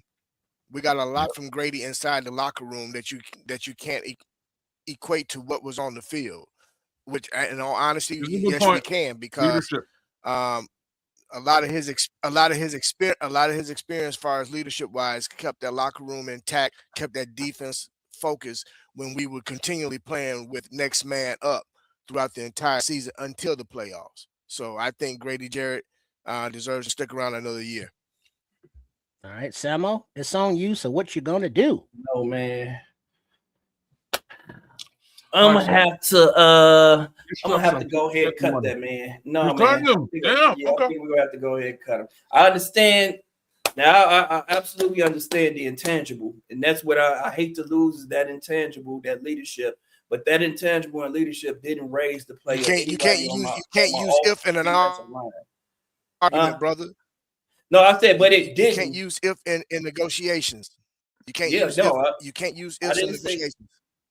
I didn't say if. I said it didn't. I said his intangibles. You know, I understand the intangibles and I appreciate the intangibles, but his intangibles did not raise the play of that room specifically. And now that room in the defensive line room, I understand the talks and, you know, him being the leader on the team, but we also had coaches who were keeping the team motivated. Man, it's too much to save. We got too much we can do. We can go and get another veteran. You don't think what's that? He froze up. Dang. Don't worry about it. Let's keep going, man. Right. Froze up literally and the BM is cutting. All right, yeah, we cut man. We're gonna cut our losses, man. We paying for nothing. Like they said. Dale Odingbo, who tore his Achilles, restructure. You're saving what is that, $7 million? If you cut him, it's a negative $1.5 million. So if we were to cut him, do we get kids? You saying the 1.5 mil minus so we will be saving $19 million. Is what you're saying if we cut this man, right? Is that how this is looking? No, I believe that. Or we just getting that? Or we just getting that would be dead money. So that'd be $22 million. Dead money right? That we can't even touch. Then you know what? You know what? You don't want to cut Grady because it hurts. It's gonna hurt too. Then we can't cut Grady for the same reason. Then I would keep Grady under the. We got to keep Grady in. We have to keep both of them another year because the dead money for Grady would be $21 million. The dead money for Dale would be $22 million. That's why I said restructure might be a thought. No, I don't want to restructure them because after this year, I'm probably gonna let those guys go. So I don't want to touch their contract. I don't want to extend any money for them because they're not gonna be here probably. So I'll just leave those contracts. Keep it rocking, man. Let's get up to the next thing. All right, Joe Thuney, offensive guard. He was just, I believe, extended last preseason or last offseason rather. So, any changes, Joe Thuney? Yeah, we're gonna go ahead and restructure to get the cap savings because we know he's gonna be here. All right, so that savings was $7.6 million for restructuring of Joe Thuney. All right, next up, I think we're back to Jalen Johnson. So we're $25 million cap hit, dead money of $18 million, cap savings of $7 million, restructure savings of almost $7 million. Don't you got to look at a trade here? Yeah, we don't have, but this is the thing. We don't have a trade because I got a question. No, trade, guys. Trade case scenarios on the restructuring. next. Isn't it possible? Phase. Go ahead, Bishop. Sorry. Keep freezing up. Bishop keep freezing. Yeah. So with the thing with JJ is with what the scrolls are saying, like I don't know who I'm gonna be able to replace him with right now. So for that reason, and when JJ is healthy, we know he a dog. You froze up, Bishop. What were you saying? Bishop, say it now. Well, he's muted too. There you go. I was going to ask with the restructuring. Isn't it possible to keep it from affecting us later on down the line? You can give that as a signing bonus or as a type of bonus up so that they get that money up front. So this way we're not kicking the can down the road. Instead, we're just giving that money up front and getting it off the books now. No. So when you get the money off the books, that way as well versus kicking the can down the road. You're all in restructure. You're always kicking the can down the road. The fact of the matter is the player is not going to agree to it without getting something up front. So that's why you're bonusing it out and giving him his money up front. The only way to do that and not have it hit that's what I'm saying. Year, you can give it to make sure it doesn't hit this year's books is by kicking it down the road. Yeah, the player gets it in the form of a bonus, but the way that the league allows you to do it is when you give them that bonus, you have to break that bonus up to in the remaining years of his contract under the salary cap. So, for example, if it was 16 million in cap savings and he had 4 years left on his deal, then that remaining 4, then it'll go from a cap of $16 million this year is to an additional 4 million on each of the following years. So that's how it works. So there's no way to just get rid of it completely, but we can just save something now. And we can do the same thing next year and then keep kicking it down and extend the contract, which is what like teams like the 49ers and all of them do, how they're able to re-sign all these players. But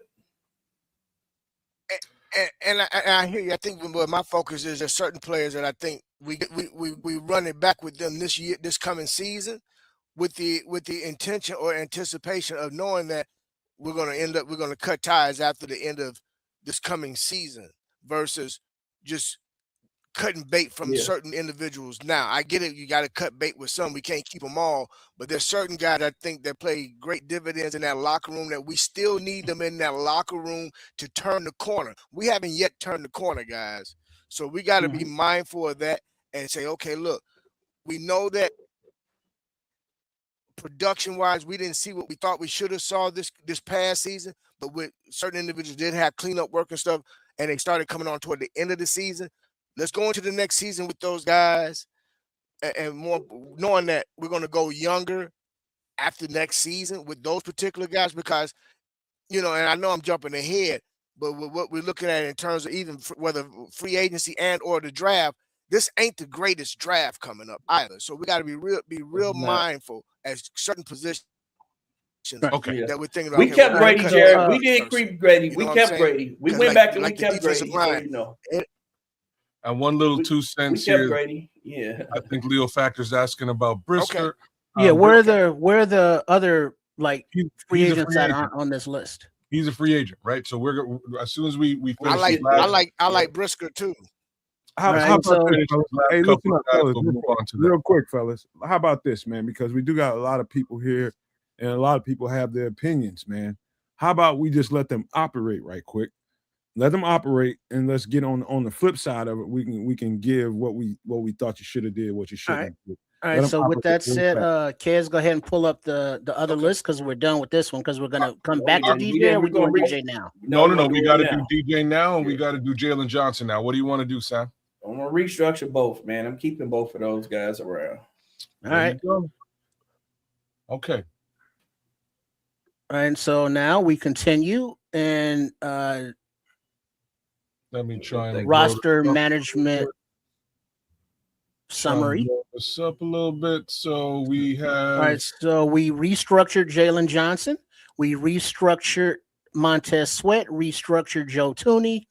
GM Samo also restructured DJ Moore, Jonah Jackson, Drew Dahlman, Kyler Gordon, Cole Kmet. Cut Tremaine Edmonds. Cut DeAndre Swift. Cut Amen Agbanbimiga. Restructured. That's not us. No, that's not us. Yep. That's it. That's it? Yeah, that's a different team. Okay, so that's showing us the league. Let me get to here. And if anybody in the chat uses one of these platforms that does like all the offseason moves, whether it be restructuring trades, let us know. And we'll check it out because we got a few months till the draft. You know what I'm saying? So we got plenty of time to test them all out and play with them, and hopefully we don't go blind. Yep. Triple A. Chris time right now. That's what Chris like to do. Right. Hold on now. All right. What are you doing there, Assistant GM Kids? I'm trying to get this damn thing off my screen. I'm like that's stuck on there for some reason. All right. Does this platform that you're on, does it do the trades as well? You got to go to the bar to the top. Go to the right bar and scroll all the way to the top. All the way to the top. Go to the top. Keep rising to the top. Take it all the way up. All the way up. That was the continue button. I clicked it and we're at like the right place, but this damn thing. Oh no! Come on now. Why can't I get rid of this thing? What the problem is? Well, he's trying to get to the next phase. Yeah, I'm trying to get to the next screen. You saw This the continue. yeah. You clicked on that, nothing happened. That's because he got all them ads and shit going on. Yeah, There it is. You have to zoom out. Gotta make it super small to do it, but we'll get back. And then we'll come back and zoom in when we're ready. Okay, so now we're at the next phase: re-sign and tag players. What up, Terry? Then we'll get into real simulate free agency in a moment. All right. So expand this page back to the biggest, please. Because that ad in the bottom there is kind of throwing it off. Hey, when we get to the other free agents, man. All right. I'm not saying that nobody else knows these guys, but feel free to ask because I did spend the last 72 hours checking them out. All right, cool. All right, so starting at the top, or you want to start at the bottom again? Start at the bottom again. I think the top is fun this time. You want to go bottom? Yeah, we can go to the top. We can stay at the top right now. All right, at the top we have the options. Hold up, Triple R. Hold up, let them go, man. Go ahead. No, go ahead. Let her. He was narrating. We can let him narrate it. Okay. All right, the player, Case Keenum, quarterback. You can either re-sign, transition tag, or franchise tag. Those are the options here. So, Case Keenum. We're gonna let Case Keenum go on by this business, dog. We don't need All right, Andrew Billings. No Andrew Billings. Yeah, no Andrew Billings. He regressed this year. Kevin Byard. As much as I know the chat and a lot of people want him to come back, I'm gonna let Kevin Byard go, man, just because of the age. What? Listen to me. Now, if I re-sign, listen to me what I'm gonna say. Why? No, I'm gonna let you all tell me your argument first. Go ahead. No. Go on and operate, Samo. Like that's the plan. Operate. I want to hear what they're gonna say. I want to hear what my assistant GM gonna say, and then I'm gonna tell them why what I'm thinking. Right. Or you want me to tell you? Or you want me to tell you what I'm thinking first? No, let me hit you first, and you tell me if it's worth your time. So, all right, real simple. This is the leader of the entire defense. And nobody's and I'm pretty sure we cut. Did we cut Grady Jarrett? No, we can't. We restructured Grady. But this is the leader of the defense. Long story short, if you watch them sideline pre-game situations, there's two men who are leading the team and having those conversations with the team rallying around them. First one is Caleb Williams on the offensive side of the ball. The second one is the guy I'm talking about right now. I think he's one of the best safeties in the game. Is he a little bit up in age? Yeah. But the thoughts is, for me, you want to have that veteran leadership in the building while you get yourself the safety of the future. So I'm going to leave it there. Ian Cunningham out. So this is the thing. I heard a conversation he had already. When he said he wants top dollar, he's not giving a discount. He loves Chicago. He's not giving a discount because he's thinking security first and opportunity to win the championship second. Those are his two top priorities. Now, if I were to give him $15 million, I can't pay him $15 million for a season or two because guess what? I'm not going to get the same Kevin Byard next year that I got this year. So I'll be paying him $15 million this year for last year's production. He's not going to be as productive as he was last year. It took him. That's just not going to happen. At another year, he's a year older. We already saw that as the season went on, he was losing that step. He was losing a step. Now, then I'm only paying for leadership, and I need production. I can't just pay for just the leadership. So if I can get the leadership and the production from another player in free agency, then that's where I'm gonna go do. Somebody that I feel like can be here a little bit longer, who can be is probably going to be a little younger too, and that's what I think I'm gonna go do. I respect the decision. I respect the decision. Let's keep moving. All right. So next on the list is Jalen Reeves-Maybin, linebacker. Resign? Nah, man, we don't know. We don't need Jalen Reeves, man. We gonna re-sign our long snapper. Yes. We gotta re-sign that long snapper there. Get him. That's a no-brainer. Get him. All right, wait. There's questions here. I think we might have to answer or no. No. I can't see what we're looking at, kids. Kids want to give him the bare minimum. I know. Give him the bare minimum. Heads on a 1 year. Okay, contract offer. He's a long snapper, man. You know what I mean? I don't know what. Yeah, they signed up for 1 year. He gets a 1 year contract of. So this is what's his name again? Daly. Scott Daly. Scott Daly. Hell yeah, you're getting $1 million, Scott Daly. I'm gonna offer you $1 million. Change it to the years. To one. Let's giving him 1 year or 2 year or what we doing? Well, he's like what, 35 years old. They did sign a long snapper. Yeah, they brought back in Elkin, the kid from Iowa that they brought in last year. Now it could just be to sign up as a camp body, or they could be grooming them to replace Mr. Daly here. What's that $2.5 million per year, kids? Is it per year? No. Yeah, it say per year up there. Yeah, it say per year. My bad. I remember get him $200 a month. I was trying to be God, man, but that's fine. I don't think he ever made a tackle, so I've never seen him. Oh, he said, "Fuck you." For 3 years, you got to give it to him for 1 year. Oh no, yeah, $1 million a year for 3 But it's per year. I'm gonna give him one 1.5. I give him 1.5. All right, the offer is in, and he accepts. All right, so that was a 2-year deal for $1.5 million. All right, blow it back up, please. So Scott Daly, long snapper, has been re-signed. All right, next on our list for general manager Samo. We've already traded or cut Tremaine. No, we good on Tremaine. So fact is, we could re-sign Tremaine Edmonds and offer him something completely different than what he's been making, which I'm all for. Nah, man, I'm not for it, man. Oh, you ain't even trying to hear that. No, man, I've seen enough of Tremaine to know that he's just not the linebacker. He look like Tarzan, play like Jane.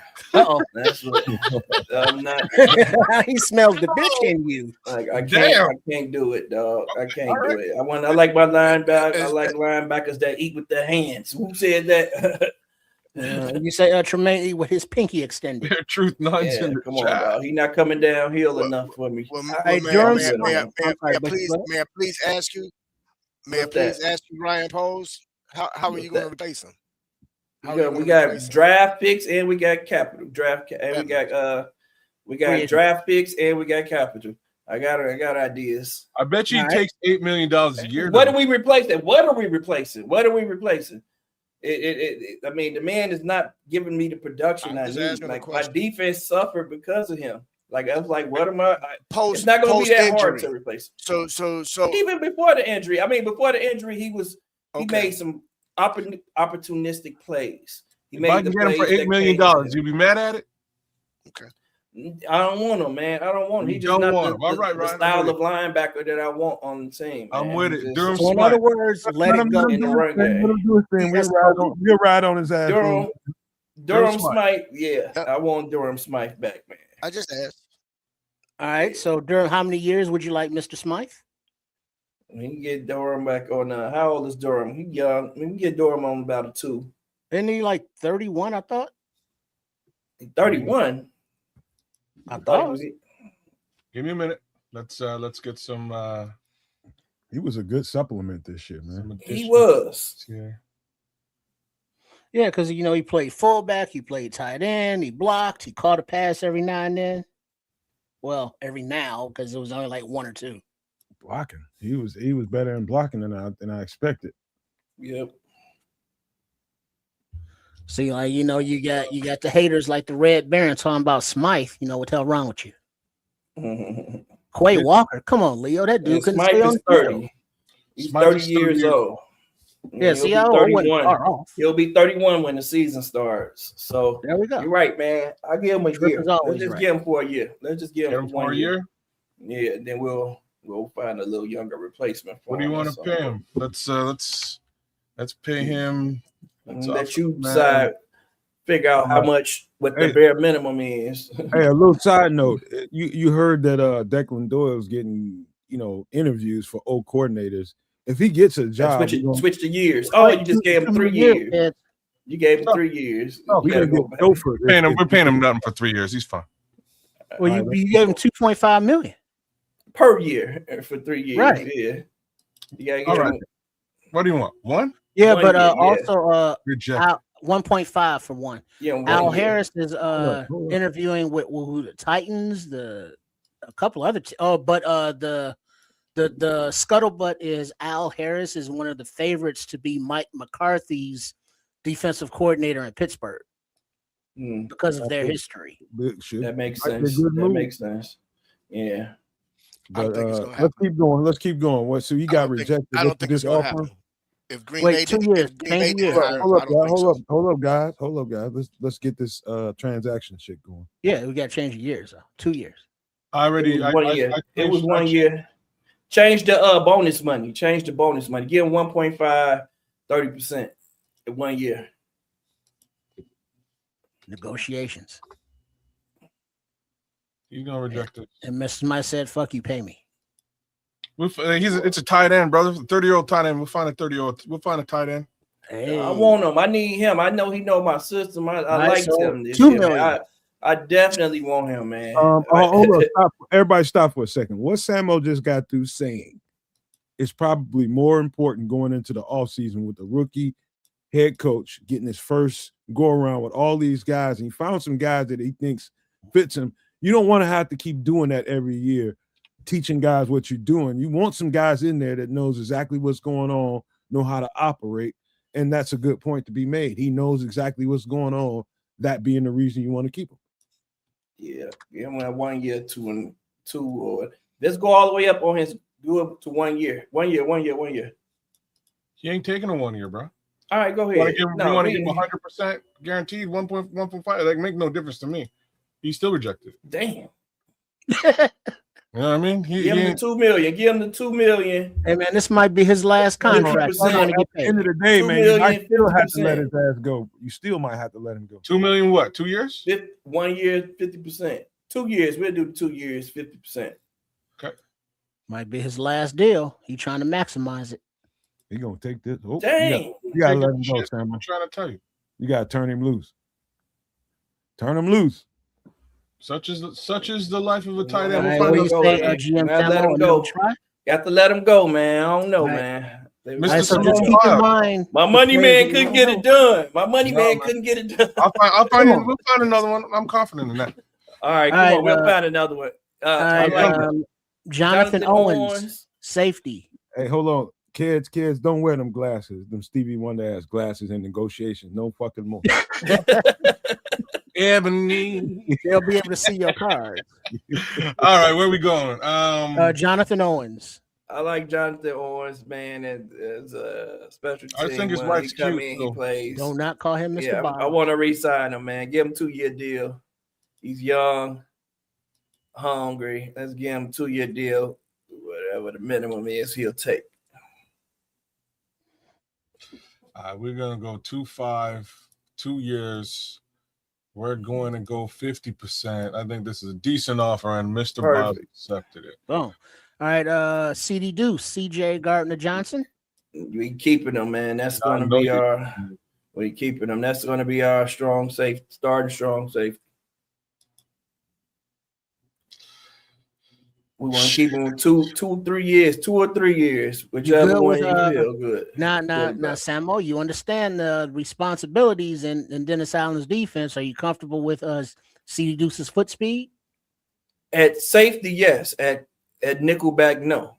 Okay. That's the thing. I think we seen him play at nickelback. He was playing out of position. You know, that foot speed was a problem. But when he was able to transition over to safety later in the season, when Kyler Gordon was there, he was just have to cover tight ends and running backs. He was good with that. So I think that he'll be good, man. All right. Did he accept, or what are we doing? Sorry, I just had to make heads or tails of things. So he's 28 years old. I think a 3 year is solid for him.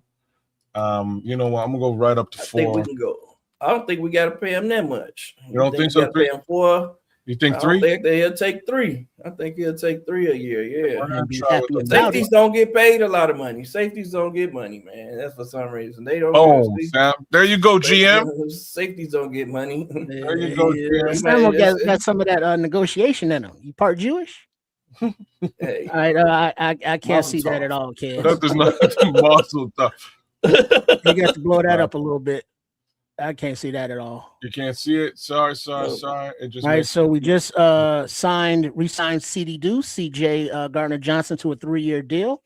Next up, running back, special teams guru or ace, Travis Homer. F that dude, man. All right, bye. Good luck. You've been cutting this man for 3-4 years running, but he's still here. So looks like we're not re-signing this time around. Nah, man. That dude has just been here, man, and he's Sam Rothstein is what you can call him. Sam Rothstein. Sorry, sir. So listen, I don't. If you want him, then we can sign him. I don't. That's what I'm just telling you. Like I feel like it's a wasted roster spot. You know, I want to give somebody younger that opportunity. I'd rather draft a young running back. Give him the opportunity to become a better player as a running back because he only offers us stuff for special teams. I can't remember him making any special team tackles this year. Yeah, he was around he made a bunch, but yeah, he made a bunch. I'll give him that. But it's not all that. I feel exactly the same as you though. Like I'm just saying. Right, I would rather get a running back who can be a special teams player as well and work his way up. So Ryan Bates. Offensive guard Ryan Bates. Didn't even realize Ryan Bates at all this season. Nope, we were just wasted money on Ryan Bates. Remember, we let him stay. We signed him. That was that's wasted money. We're not gonna re-sign that man. All right, guy that signed late in the season was a depth piece for special teams. Got hurt first game he got in.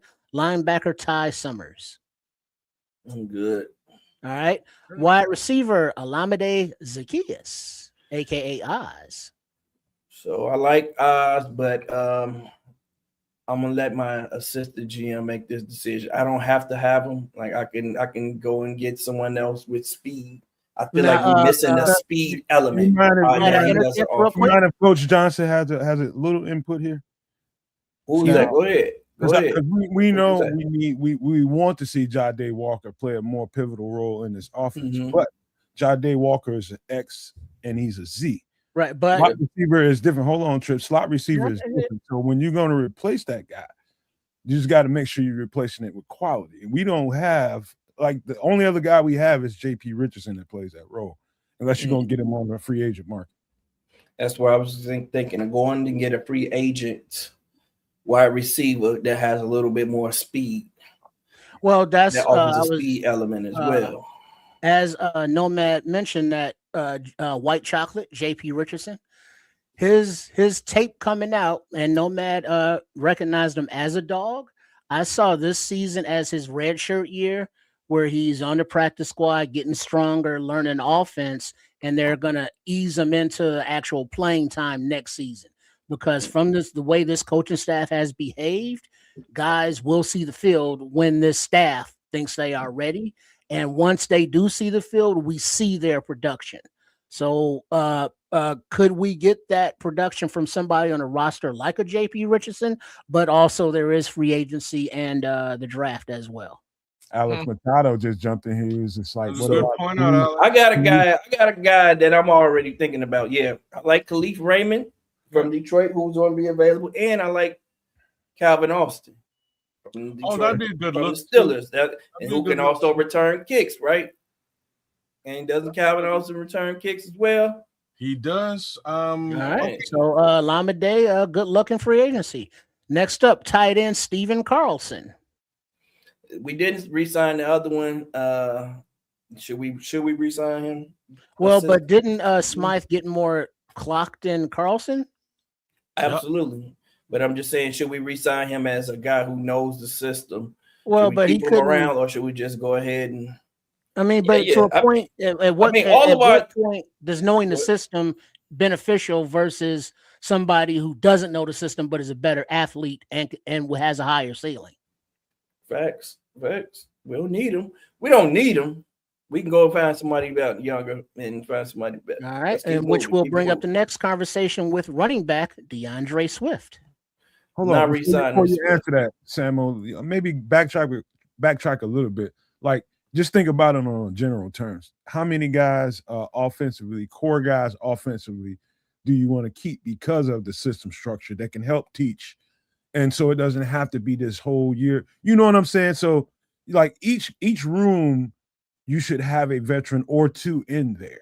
You know what I mean? So wherever position group you're talking about, whether it's a slot receiver, whether it's a tight end, whether it's a running back, whatever position you're talking about, you're going to definitely need some veterans in there. Well, So going forward, though, what you went through. in this system, going forward in the tight end room, Cole Kmet and Colston Loveland are going to be the veterans because they already they're Colston Loveland's a rookie, but Cole Kmet's the veteran in that room, in my opinion. I'm with you. I'm just saying we need the Swiss Army knife, and that's why I like Durham's wife, man. He was a Swiss Army knife. Like he was solid. He knew every position that he had to play. If we line him up in the backfield, if we line him up in the slot, if we line him up, more money. Okay, we can try again in true free agency. Here's But the next question I have that I don't know. I don't really know. Y'all probably do. How many freaking draft picks do we have? 7. And I ain't talking about possibilities. I'm talking about how many do we have in the pocket right now? 1 in each round, right? Yeah, we got all of them. We loaded, baby. We got 7 we loaded, baby. I think we traded one away, but we'll get to that after. Was it the 5th rounder, maybe? I think we traded like a 5th or 6th rounder. All right, so, Stephen Carlson, what we decide to look in free agency and or draft. DeAndre Swift, same. Devin Duvernay. Question: before we go too far away from DeAndre Swift, do you want to offer him like $4 million a year? Nope. No. Okay. I'm gonna offer it to someone else. Okay. I got someone else I want to offer it to. Okay. I'm a cold as fuck, boy. You is a Weinstein, ain't you? Hey, Damn. I'm glad you're getting all the heat here today, Sam, or it would have been me. Devin Duvernay, what are your thoughts? Towards the end of the year, Duvernay picked it up, man. So if I can get him on, I don't need him. If I'm going after Calvin Austin, man. No. Okay. All right. If you're upgrading in the draft or free agency, you're going to get somebody that's going to return kicks. Yeah. Who's faster?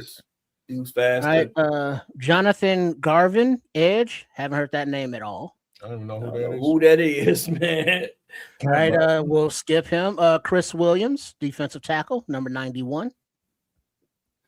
Yeah. What do you think, GM? What do you think, man? I like Chris Williams. I'm not gonna lie. When he comes in, he plays well. When he comes in, he plays well. But Chris Williams might have man. So we are definitely letting go of Andrew Billings. So in my opinion, we probably should look at potentially keeping Chris Williams around. Yeah, it's a good 3 tech, man. I like He's him. a good 3, man. When he comes in, he plays well, man. Pass rush. All right, so look at the money, man. You know, if it's a 1-year deal, $1 million, we can get him for 1 year, $1 million, man. I'm sure. Mitchell had the bill, man. So you straight up lowballing him. Technical difficulty. Too much. Definitely giving him 1 year. Out loud, fellas. Bishop wants to be here, but he had technical difficulties. Oh yeah, I think we saw that on him. So give it you got to up his guarantee percentage to 50%, maybe 60 or just 100%. Yeah, I mean, yeah. If he'll take it, that mean we can't cut him, deal. So he wants more money or longer deal. He's gonna want 1.5, man. Give him 1.5 team friendly deal. And we'll give it to him again. We'll go 50% this time around. They should have put suggested contracts on here, man. Right, you know, league averages. Oh no, I don't need all that. I can. Kids is all about the low ball. Everybody, we see what happens. Yeah, I want to. All right, extend. Welcome to death row. Welcome to death row. Welcome to death row. Oh yeah, maximize that. Call me sure. Maximize a little bit there, sir. Oh, sure. We got. All right, so we re-signed Chris Williams to a couple years for $1.5 million or so. Now, next up, cornerback, turnover fiend, Nashawn Wright. I said we can't do it, man. The price is gonna be too high. It's gonna be out of our price range. We got too many fish to fry. We can't do it, man. We kept Jalen. You can't even try to re-sign Nashawn Wright. You gonna let him walk like that? Man, wow. We have Stevenson, we have Terrell Smith, we have Za Frazier. Man, one of those guys, I got a 3-headed competition over there for that position already. They say in the chat. Damn, I say let him walk too. And I might have an opportunity to draft Colton Hood. If Colton Hood is available, I'm taking Colton Hood, man. Like, is Colton Hood a cornerback? I take it. Cornerback. Okay. Tennessee. All right, so maybe you get a comp pick for Nashawn Wright. All right, so he's gone. Good luck. Joe Tryon Shoyinka, edge, JTS. Traded for late in the season. I'll let my assistant decide if we want to see what we have in him, but we didn't see nothing. I didn't see a damn thing either. I'd rather keep. I think we traded that 5th or 6th round pick for Joe Tryon Shoyinka. I think that's that pick we're missing. Personally, man, I'm gonna say some crazy shit. For me, I know what you're gonna say, and I know what you're gonna say, and I'm with you. And I'm with you. Say it. I'm interested in re-signing. Yes, Dominique Robinson over the. Me too. Would you believe I'm saying this shit? Okay. Me too. I can't believe it either. So yeah, I'd rather re-sign him. All right, I'm sure he's on the list a little bit lower. All right, so guy I also never heard of, offensive guy Trey Hill. I wonder if Hill. He sounds like a member of Drew Hill. Yeah, I don't know who that is. Former Cincinnati Bengal. He was a former starter. I didn't realize he was on this roster, but okay. Yeah, amen. We already let go. Nick McLeod, cornerback. What say you, GM Samo? Man, I'm not a Nick McLeod fan. Samo Rothstein. All I saw was Nick McLeod getting burned, man. I got all these other guys coming back, man. But he is my backup. Work. Nah, man, I'm good on Nick. All right, so here we are. Dominique Robinson, edge. We're keeping him, man. I think he's. All right, let's see what the money man can work out. Year or two. As a backup. Oh, I'm gonna get a good deal. $5. He's gonna be glad. I'm gonna get a good deal here, so I'm gonna give him 2.5. Watch, he'll take this. Yeah, but a shout out to Nick McLeod for his community service work, which he was recognized for. Much appreciated. Hey, you're a good dude, man. I appreciate him. We need to bring him back. I'm sure he'll be available. Oh, damn, Sam. That's low Hey, not really, man. I'm just saying. He go. Why you got to be sure he'll be available? Why can't you sign with another team? I'm glad you said that, Sam. Because the backside of it, you might get a chance to get some of these guys. All right. Okay. All right. Keep going. He accepted. All right, cool. So Don Rob's back in. Told you $5. Anybody else? Blow it up again, Sorry. So we got all right, next up, re-sign franchise tag or transition tag offensive tackle Braxton Jones. I'm good on Braxton, bro. What do you think? Now, we do have a problem at left tackle. We don't know who's going to be our starting left tackle next year, but I know that it ain't going to be him though. Right. It ain't going to be him. Hey, we here on that. If Ozzie didn't get hurt, you have a slam dunk case. Braxton Jones can come back to this team, but now you need depth. Now you need a starter. We need a starter to start the season. We don't know who's starting our season at left tackle. We know it ain't Ozzie. I think they're gonna get a rental. To be honest with you, yeah, I think they're gonna get a rental, man. I'm gonna pass on him. I got an idea of somebody who I might. All right, so next up, tight end Nikola Kalinick, who is a special teams hype man and just all around on the sideline, just kind of look crazy. Mm-hmm. No, I don't know who that guy is. I don't even know who that dude is. He was number 81, I think. He came in late in the season. He was a late season signing, played a couple games, special teams mostly. I'm good, bro. Okay. All right, next up, The big Quan one. B. Jaquan Brisker. That's the one we're gonna fight about, man. But I'm willing to allow him to walk away, man. And this is why. I saw an amazing game from this dude, that final game. Where was that effort the other 17 games of the year? 18 games of the year. I'm gonna tell you what it was. I got some logic for you, Samo. Okay. All right, give it to me. I don't know if it's gonna hit with you, but I spoke these words to Trip and Bishop the last time we did a show. For some people, like when you first get in a new system, like this is different than what Flus was running. It's a lot more checks, it's a lot more one-on-ones, it's a lot more hands-on instead of safe zones when you get to play downhill. In this situation, like the learning curve is easier for some people. You know, the learning curve is much easier for some people. Then some people get it a little bit later. To me, what it looked like to me, I'm talking about the last 4 games of the season. The last 4 games of the season, it felt like he got it and he started to play faster. And next thing you know, towards the very end of the season, like it was a series where he made every single play in that series. Every single down, he made the stops. And so what that looked like to me, that's got to be a conundrum for the coach and the GM. Like, hold up. It took him a while to get fast in his reaction to what we do. But now that you see what it looks like, do you want to it's tricky to me because I think he was just late to it, in my opinion. That's just me. The other thing about him, though, is I also have to think about, and we have to think about is the injury thing. Like he was able to stay healthy this year. What's to say he's going to be able to stay healthy the next year? I mean, we saw 3 years of him in and out of the lineup, and then his 4th year happened to be a contract year. You know, you really show up, and then this last game happened to be possibly our very last game when you really show up. Like I want people to be motivated, and I'm not blaming him to be a player that's not always motivated. But I just didn't. I saw that fire from his ass in that game against the Rams. Yeah. That's the guy I want to see all the time. If I'd have saw that half the season, then I wouldn't even. I would. Sign me up.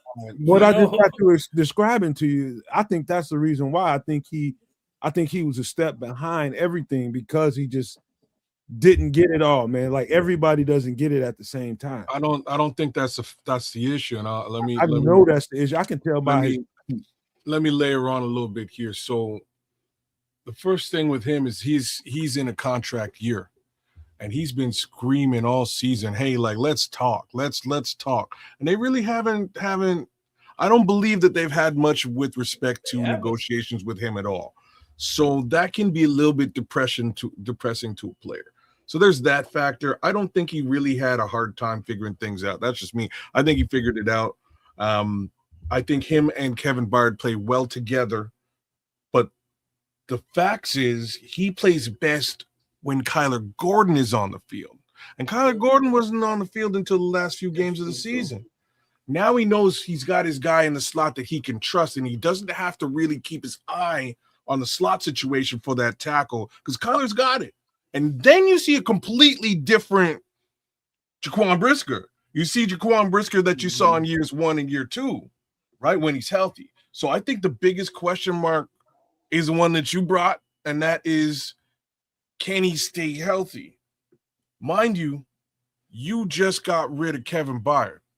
So do you want both the safeties gone? I think I am, man, because we already gave his position up when we re-signed Charlie Gardner-Johnson. Well, let him do it beside Chauncey. Let him do it. Chauncey Gardner-Johnson. Who plays beside Chauncey? We're going to go get him. We got to go get him. That's the other guy going to play beside him. We're going to go get him. Chauncey is going to play. I got Chauncey playing my strong safety because I know he's going to come down and he's going to hit something. It's some decent safeties. So we're looking at I'm going to let him go. And the only reason I'm going to let him go because I think that's really what's going to happen too. I think the Bears are letting him go, and he knows that they're letting him go. So I'd rather just not even mess around with it. You know what I mean? Just go ahead and let him go. You there. I think that is what's going to happen too. Yeah. All right. DeMarco Jackson, linebacker. I think we all in agreement already. Hey, shout out to who was that? Yep, there. Let me just see. Shout out to who was it? I saw. Goodness, who was it? Someone. Alex Machado. I want to say it was Alex Machado who said just sign Blackman, who's talking about Julian Blackman, who I loved as a safety. But Julian Blackman is not available anymore. They already re-signed him. The Saints already re-signed him. I've been trying to sign Julian Blackman since last year. There's a couple other guys, though, man. There's a couple other guys, but yeah, I like Julian Blackman. Free agency next up. Big up to everybody for tuning in. And remember, should you care to be in the hot seat that GM Samo Rothstein is in right now, send your emails with those requests and to Nomad at Night. The address will be on your screen, so pay attention, and we will announce that later, as well as how to be a super nomaniac and all that fun stuff. But next up on our list for GM Samo Rothstein, are you re-signing linebacker DeMarco? He is for real. Jackson. Yes, sir. Absolutely. He's going to be one of my starting linebackers at one of those positions next year for sure. Without a doubt. And that's the type of linebacker I want. He's going to come down, hit something, going to play well in coverage. And we also want to have a good speed on our defense. Yeah, he is noticeably faster, than TJ. Mm-hmm. All right, so the offer is $2.5 million for 3 years, 50% guaranteed, and it is accepted. Looky there. Let me work my magic. Next up, expand the screen, please. Gotcha. Is Daniel Hardy special teams demon? And for some reason, never get a candidate edge. That's one of Nomad guys, man. I like him too, man. He tough nose. We re-sign him. Like you said, special teams demon. Special teams demon, man. He's solid on special teams. Actually, he's good all around. Could be a Pro Bowler. But who else why do you think he should be a Pro Bowler? Because that's how good he is. Special team Pro Bowler. Special team Pro Bowler. Oh, okay. I was like, what the hell? He's like, what the I knew Kaz wouldn't get that one, but yeah, I like him and him and Blackman, man. I want to keep both of them on my special team. So those is both special teams. I know we're not gonna get anything out of them as a defensive end. How many years you want to try him there? What are you thinking here, GM? Year or two, man. Year or two at the very minimum. 2. Damn. You know what? We're going in like this. 30. All right. He needs a little bit more. Give me some more. We'll give Dan Hardy 1.5. He like, come on, dog. You saw me on the special teams. I was hulking down there. I think Hardy's a core piece to what we do. On special teams, for sure. Yeah. For sure. Yeah. All right. My special team coordinator love it. All right. Loves that dude. He's back. All right. So extend the screen. Daniel Hardy is back. All right. Next up for GM to make the decision on running back Britton Brown. I'm good on Britton Brown. They signed even him. as a camp body. They re-signed him. I think they already re-signed him too. Him as a camp body. As a camp body, yeah. All they right, already re-signed him as a camp body. I think the ones with the three arrows are the ones we need to sign. I don't think we need to do anything with him right now. Okay, perfect. All right, Elijah Hicks. I'm good on Elijah Hicks. I think he was good on special teams too, quietly. Yeah, but I want to bring in a young safety, so I'm good on Elijah Hicks, man. All right, Jalen Jones, cornerback. I'll let my assistant advise me that. I don't know, man. I like him when he comes in, but he is also a good special teamer. Mm-hmm. But hurt a lot during the season, though. I like Jalen Jones. I would rather Terrell Smith. Looks like we're keeping Terrell. I don't think we need to keep. Before y'all go any further, they signed another cornerback underneath him, Dallas Flowers, to a contract. So that might tell you everything you need to know. Yeah, we don't need All him right. there. Let's not do All right, it. so that means Dallas Flowers is already re-signed, as is wide receiver Mo Alexander. So let's move on down to offensive guard, who filled in nicely at left guard, Jordan McFadden. He played. That boy balled out, man. We need that depth. Yes. And How we many were years? blessed to have good health this year in our offensive line outside of that left tackle position. But now I see it. Hey, Sam, I You bet have you an people thought interior injury. I bet you people thought I was going crazy how I was praising him in the all season. That dude went crazy, man. He came in the game and acted like he been playing the whole year. No, but last year he played well.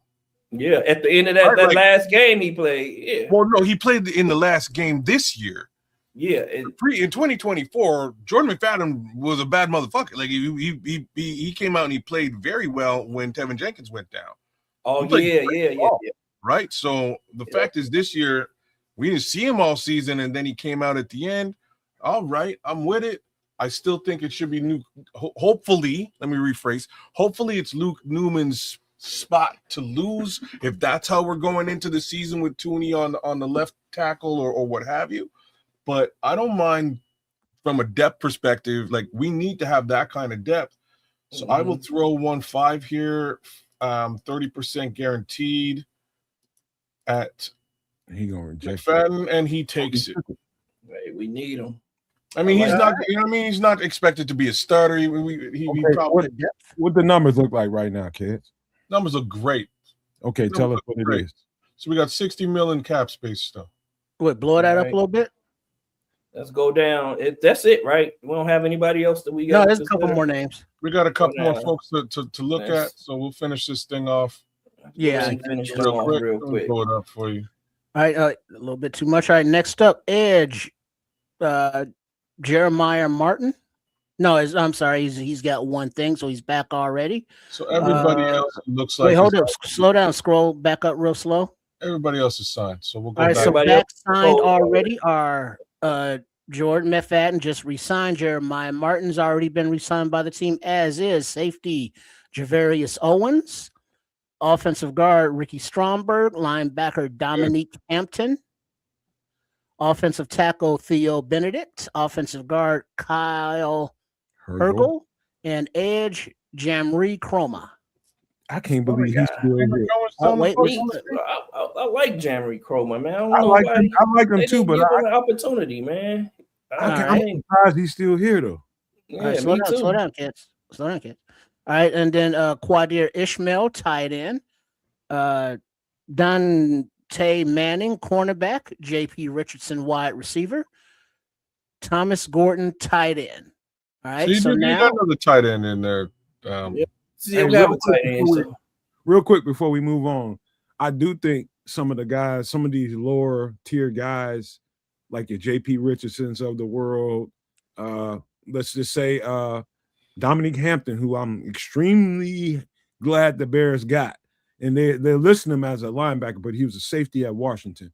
There's a couple of guys on this roster that will get a better opportunity this camp because of what the first camp was okay, we got to gather up the guys that we have and let's make the most out of this situation the best we can. We'll bring on some guys, but we're going to have to feature the guys that we have. This is the first year, and this is what we're going to do. But I think in this offseason, it's going to be a few guys on this roster that's going to really shine that we're talking about here in this rung of the roster. I think they're going to get much more of an opportunity. What they do with it, I don't know. But I'm telling you, some of these guys down here at the end, they're going to get more of a chance to shine. All right. So as more offensive pieces are brought in and acclimate to Ben Johnson's system, other than the names we see here, how much of the defense will be reset in Dennis Allen's name is the question. But now as we move on to free agency in the name of GM Samuel Rothstein, we will continue to build the offseason. Now, what are we looking at here? We have a contract renewal summary screen that lists the players, their status, their value, and for how long. So it looks like we've Don't bother. re-sign those. And now the next phase of the offseason. Kids, hold on. I mean, Trips, hold on for a season. Kids, make sure you're saving this. Save what? Saving Screenshot. your progress. I can't save it. There's Okay. no It'll way. give you a summary at the end, right? Where you can save, I want to say, right? It'll give us a full summary when we're done. Yeah. I can save that. Maybe. Because if we don't get to the mock draft, we'll have to do it Wednesday. All right. So wait, I can't see where are we at here. This is off-season manager. Blow it up a little bit more. Agency. All right. Simulate free agency. We are at the simulate free agency part. All right. So we have the Bears roster on the left, and then available players on the right. So you want to go through position groupings and look at the free agencies? How you want to do it there, GM Samo? Man, Where do you want to start? I'm thinking about right now. Let's go to edge. Let's go to edge, man. That's what we all want to see. Look at edge and look at D tackle real quick. All right, go scroll back up real quick. All right, so they got them alphabetically. All right, is that a range? It's not a problem. We're not gonna have to read all of these. That's what. So this is what I'm thinking. It's what I'm thinking. I'm either signing. I'm not trading for anybody because I want to keep our draft capital and stay young. And we need some younger players. So I'm gonna go ahead and sign either Trey Hendrickson or what I really want to sign. And you tell me, we can go back and forth with this. I really want to sign Jalen Phillips. That's the guy I really want to sign. Yeah, that's a good thought. Yeah, right there. I can't believe they haven't re-signed him. Me neither, because Jalen Phillips, while he only has 7 sacks, he had 73 pressures, man. And now we know that pressure is just as good as a sack we have a better secondary, so he's going to get home more than times than not. With real us. Quick, Samo, who's the youngest between him and Trey Hendrickson for the ages? Way younger, much younger. I think Jalen Phillips is 26. Trey Hendrickson is 31, 32. Yeah. There you go. Yeah. Make them offer, kids. Yeah, let's take Jalen Phillips, man. I really want Jalen Phillips to be the edge. Okay. Yeah, you just passed him. No. I just reset the list. All right, so Jalen Phillips. Let's see what kind of offer. I was maybe it was over the cap, that platform, but they had like free agent estimates of like what they want, values or whatever you call them. Mm-hmm. But this seems like you just make up willy-nilly numbers so far, because I'm sure he's gonna want more than $1 million a year.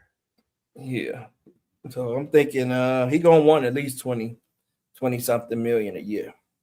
So if we're gonna give him a 5-year contract. I think you can get him beneath that, Samo. I think you can get him about 17, 18. All right, we'll start out at 15. But let's give him a 5-year deal, so it can look like we're giving him that security that he wants. 15 for 5, that's $75 million contract.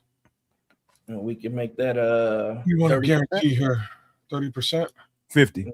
50. Yeah, let's go 50%. Yeah. So that gives them okay, I'm gonna ask you at least 30 million.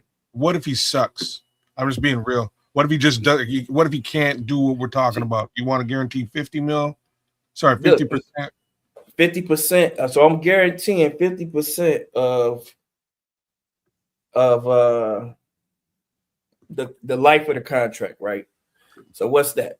That's 3 years, 2-3 years. I'm gonna take me 2-3 years. I'm not gonna move off of them $45 million. 3 years. Close. Like $45 million. So I'm not gonna move off of them before 2 or 3 years. And then I'm also coming off the books for Montez Sweat within that point period too. So, all right. Well, I don't think he's not gonna suck. I just don't think he's gonna suck, man. He took it.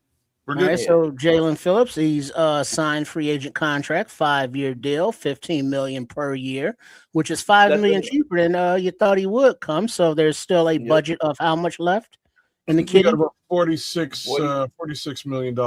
Hey, Scrolls, he came to Philly and got busy. When I tell you he Yeah. got busy, before he He got was with came from Miami, traded from Miami. yeah, Miami, they to, traded for him. Yeah. to Philly.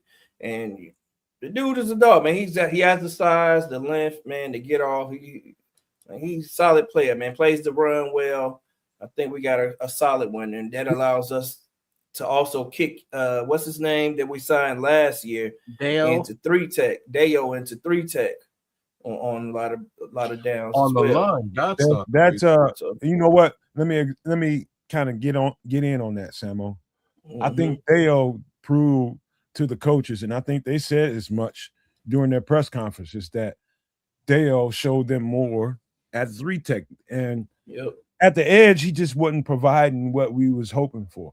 And the truth is, he's probably a better 3-tech than he is in edge. I said that before we got him. His reps look better at 3-tech than it did edge. And the truth, and here's the second truth about this: we sign a guy like Jalen Phillips. It's going to reduce Austin Booker, and that's just the truth about it. His reps will be supplement reps, and so just know that. But he'll I think be on the rotation, but I think that might not be a bad thing for him either. As far as when his pass rush production might go up because he doesn't have to deal with the run as much in the early downs. If we rotate him in, he'll be a little bit fresher, I think. Yeah, and the dude showed that he's a dog too, because he's played like 90% of the snaps towards the end of since he became the starter. But then it's also good to have, that front line and a very close, 1A, 1B kind of player, to take some of the reps off of those legs, because now we're looking at 17, 18 game seasons plus the playoffs, that's a lot of wear and tear. So to have, a starter quality backup, that's not a bad thing. All right, so next we're looking at either running back, wide receiver, tight end, offensive tackle, defensive tackle, linebacker, safety, cornerback. Where you want to go there, GM? Go running back real quick. All right, you have an idea. I want ETN, man. ETN, okay. Travis Etienne, I think, gives us a faster and a bigger Montez Sweat, man. Swift, who has DeAndre Swift, who has a little bit more vision as well. So I like Travis Etienne. I don't think he's here.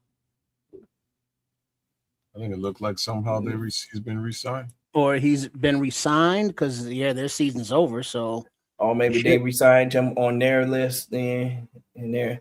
Oh yeah, because every team got a chance to re-sign their players. So when we were doing this exercise, so they re-signed them. So who is available there? Javonte Williams, AJ. I can't blow that up a little bit there, kids. Is Breece Hall there? There we go. AJ Dillon. Yeah, I can't go read that fast. Yeah, don't. Okay, I'll let you go through. I agree. Is Breece Hall there? I don't see no Breece Hall, man. I don't think he should be.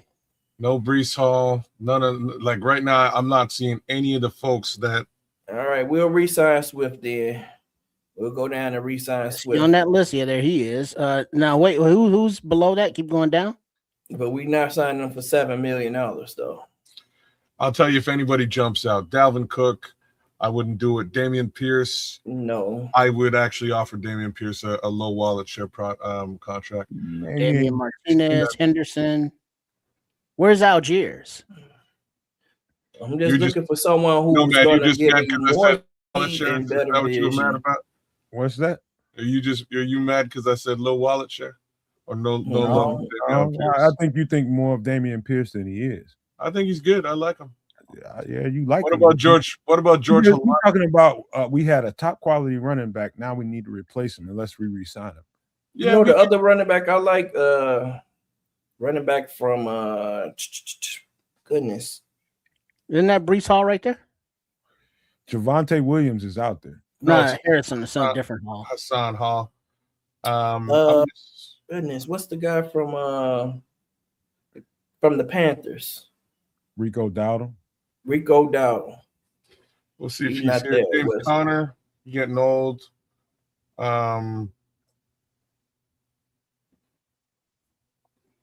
never We heard know something. we know Kyle Monunga is going to be here. Now we need that fastball. That's why I wanted a little bit more speed, man. Kareem Hunt. Yeah, this is not in alphabetical order.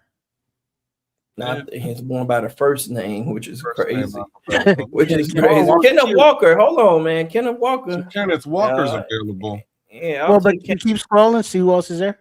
keep Sure. saying, yeah, keep looking now. Khalil Kenneth Herbert. Walker. I don't know how they don't sign Kenneth Walker after this. Leonard Fournette's still running football somewhere. He just hasn't officially retired. I I guess like not. that. I like that, Patrick, by the way. Keaton Mitchell's a dog. Miles Gaskin. Okay, all right. Let me throw a little curveball into your conversation. Think about this. Multiple coaches have been fired, long-term coaches that's been there for years and years and years.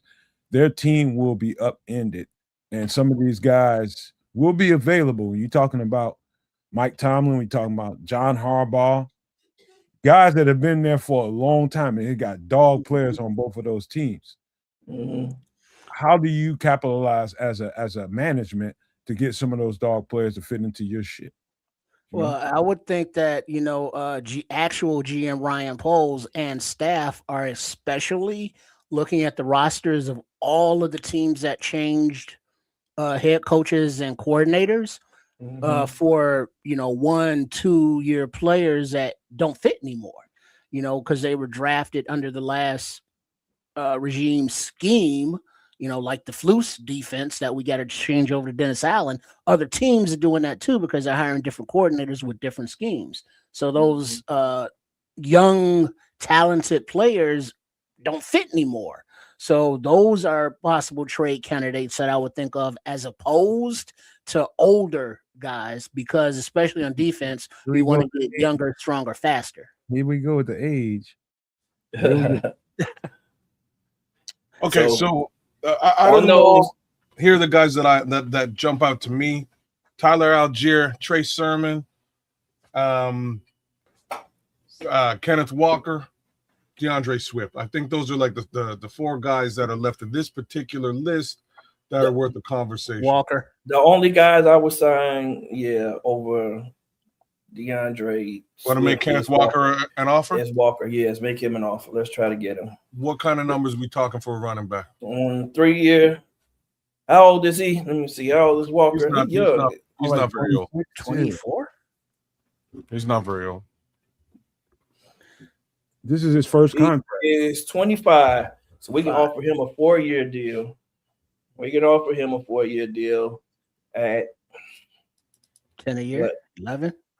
Hey, 8. About 7, 8 million, 7.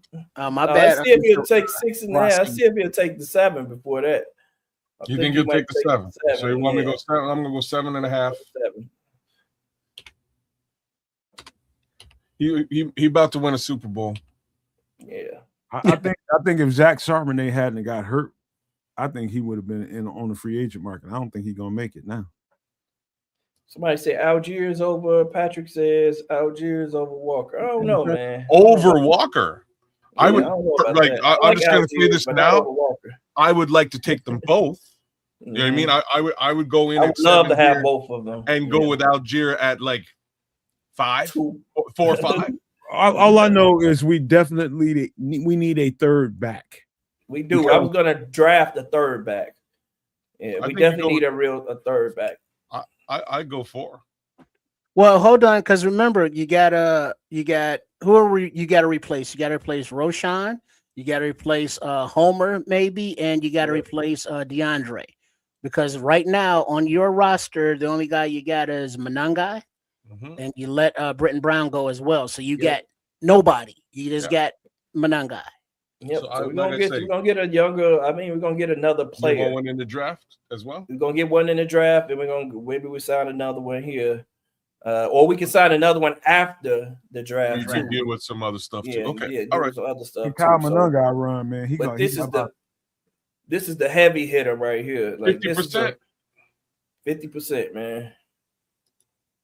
He Yeah, didn't I want like it. Give him the Yeah, 8. so he said no to $7 million. We're gonna We'll go try to 8-5. Who you offering? Kenneth Walker Walker. the third. Okay. Oh yeah, you're gonna have to come Yeah, up. Algiers is my non-guy 1.0. Smitty Give Q, I me agree. 1 minute. He getting ready to play in the Super Bowl. You gonna have to come up, bro. Give me 1 minute. Okay. Trying to make heads or tails of this one. It's not that I don't like Swift, man. It's And he's just his expected to vision make is about limited, man. All right, that's how we're going. We're gonna go into this with.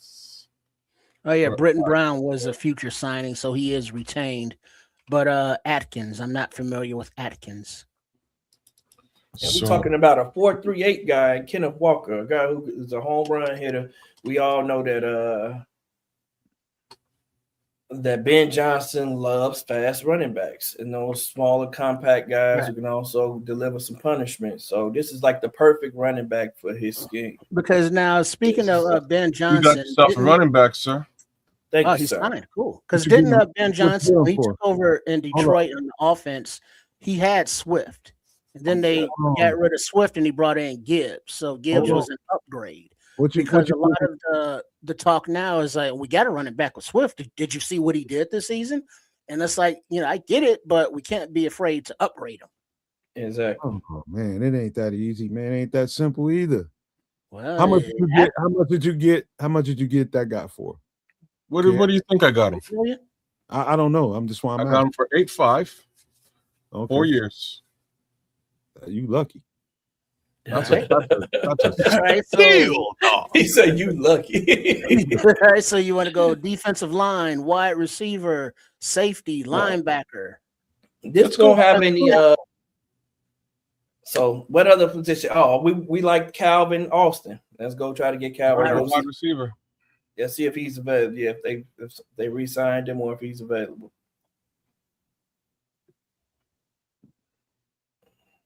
Hey, Anthony Miller's still out there. Good Lord. I agree, Minister Charles. That's exactly what happened. Charbonnet is too much of an injury concern to let Walker go. Yeah. Hey, they gotta have money.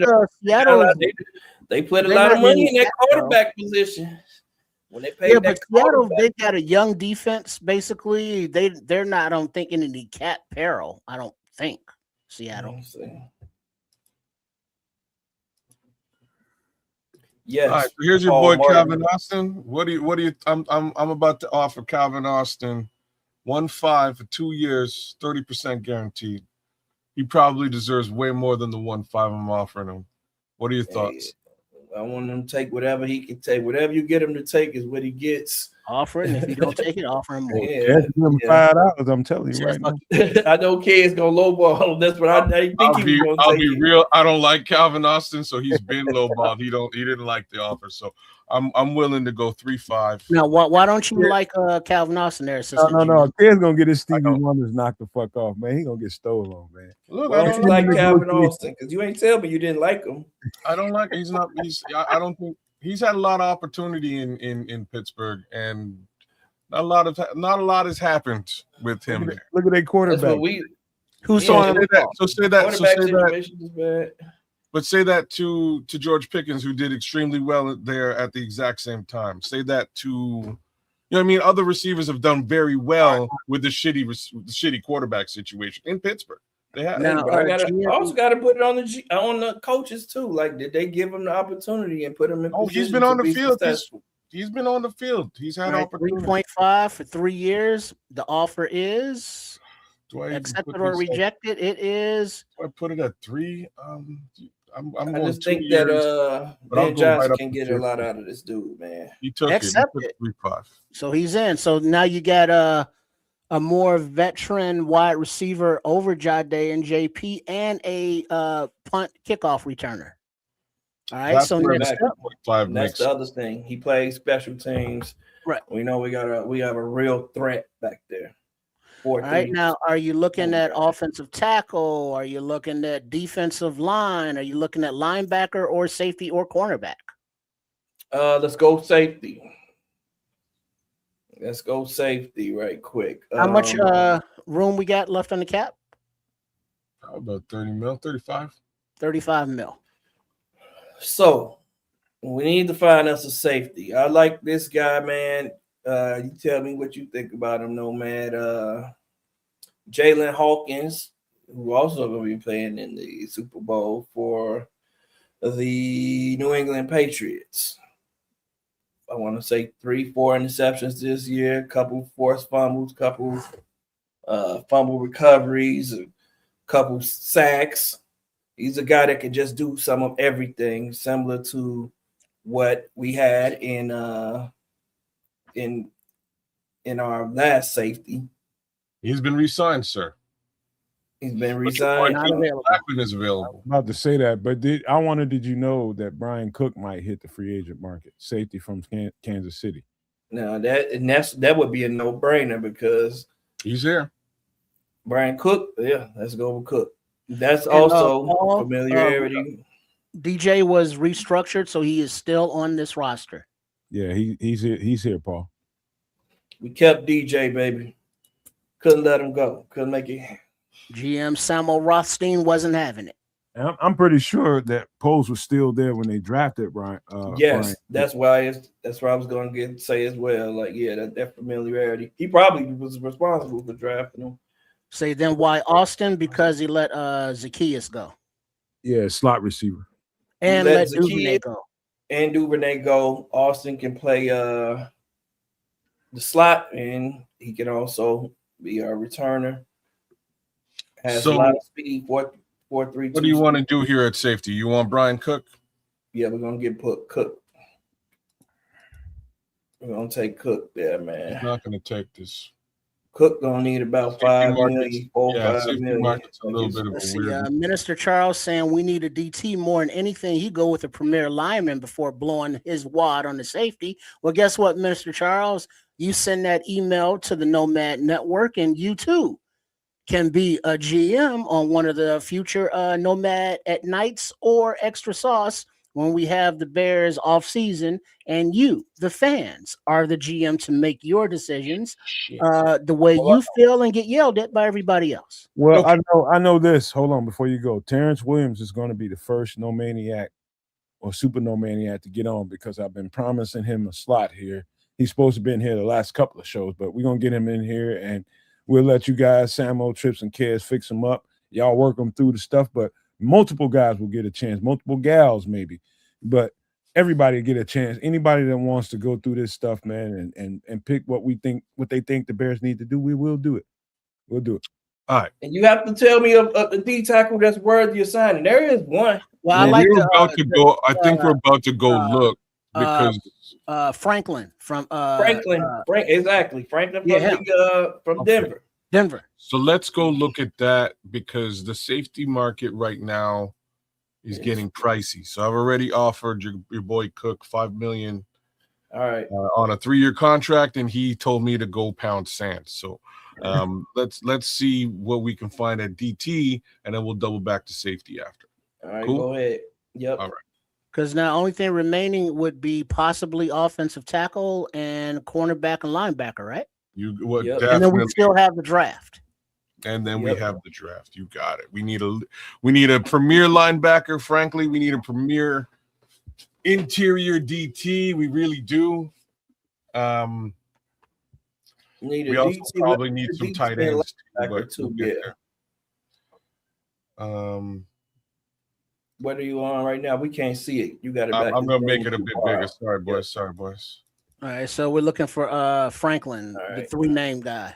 What's his name? 3 of them. Yes. Christian Wilkins.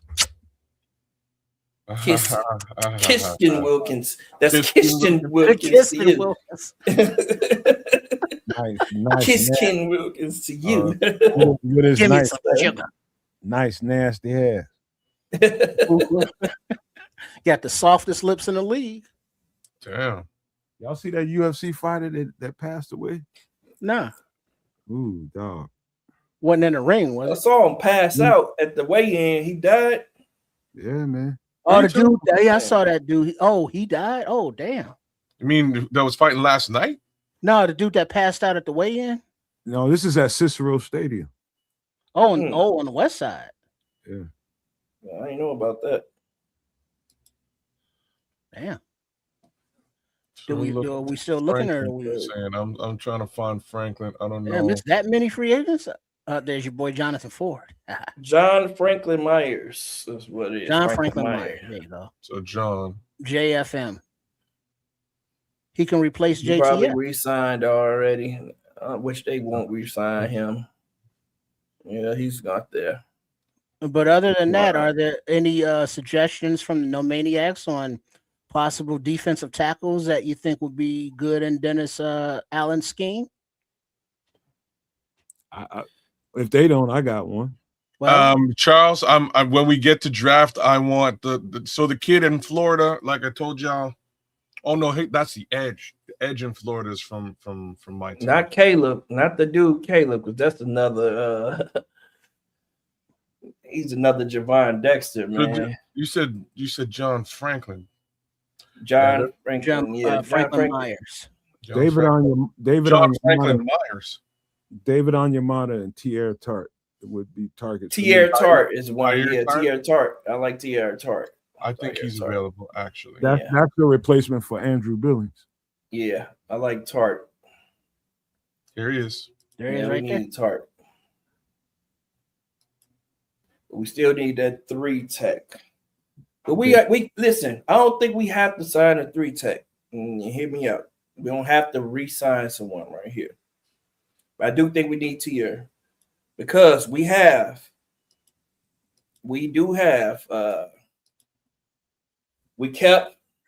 Grady Jarrett, right? We have Dio, who we're gonna put there as well on passing downs, and we also have Shamar Turner coming back. Right. We drafted as a 3 tech. So between and we still have Javon Dexter who can play 3 tech. So I don't want to overcrowd that room. I need some cream to rise to the top out of those guys. I can draft a guy later in the draft, a developmental guy or somebody that I like, but I don't want to add more to that crowd unless it's somebody that's just dominant. And I do have an idea for a trade. Well, but the thing is, GM Samo, the way you've addressed every room, there's still cap space left. You can go into the draft best player available. No, correction. Trips is Samo Poles. It's Samo Rothstein. Rothstein tonight. You've been correct. So listen, all he needs is a cigar. Hey, Nomad. One of your guys that you loved in the draft a couple years ago, man, is a guy that I was hoping we might have a chance to trade for. Keanu Benton. He had a hell of a year this year in Pittsburgh, but because they signed McCarthy, who plays a 3-4, I'm sure he's going to be still staying there. McCarthy not going to let that dude get out of the building. I think all those dudes, man, you talking about. You might even be able to get Hayward that still wants to play, but you're gonna have to pick up some contract because they signed him to like a 2-year, $24 million deal. Hayward, you got Benton, you got guess who else is on the free agent market as a defensive tackle? Who's that? Larry Ogunjobi. Yeah, I saw that. I saw Larry Ogunjobi. There's options there, man. Yeah. So it's about whether I think Samo makes a great point talking about the 3 tech room, the guys that are going to play a certain kind of role. You got a bunch of guys playing out of position. Grady ain't no goddamn nose guard. Neither is Chris Williams. Those guys ain't nose guards. Those guys are 3 techs. So you need to find more guys that can play that Andrew Billings. Somebody you lost one that run. Jonathan Ford got picked up and scouted by the Packers, and so you gotta beat that up. That's why Tierra Tart is important. So I got him. Hey, that's why Caden McDonald is on the board. If Caden is there, scrolls, then he will be selected. He best run. That's a stubborn. Yeah, that dude he clogging up every hole. Best run stop to be tackle in the draft, man. Yeah. All right, so you signed Tierra Tart, defensive tackle. All right, how much cap room is left? Because you still have to look at possibility. How much? $30 million. All right, so offensive tackle, linebacker, offensive tackle, and a linebacker, cornerback. So let's go linebacker first because you need to start at that position. Well, you know what? Let's go offensive tackle.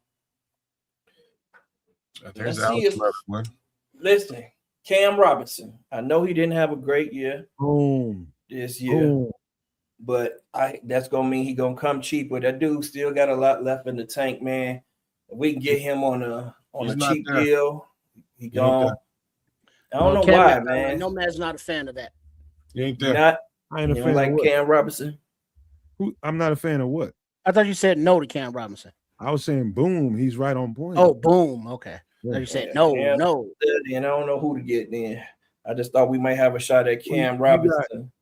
You got a couple guys. Joe Noteboom, who used to be a starter. No for Bloom, the that guy Ravens.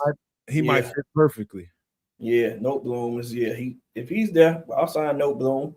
I think No Bloom can get us through a season. Now, is he a 1-year stopgap or is he like a couple-year guy going forward? Stopgap guy, man. These are whatever we sign is going to be a stopgap guy because we're gonna hope that Ozzie gonna come back healthy. How about read the top few names at the top, kids? Well, it's alphabetical. Yeah, it's alphabetical. It's not going to. I mean, it ain't really going to help you. It's going to help me because I can remember. Hold on. You know what? Let me. I got you. Just bear with me here, okay?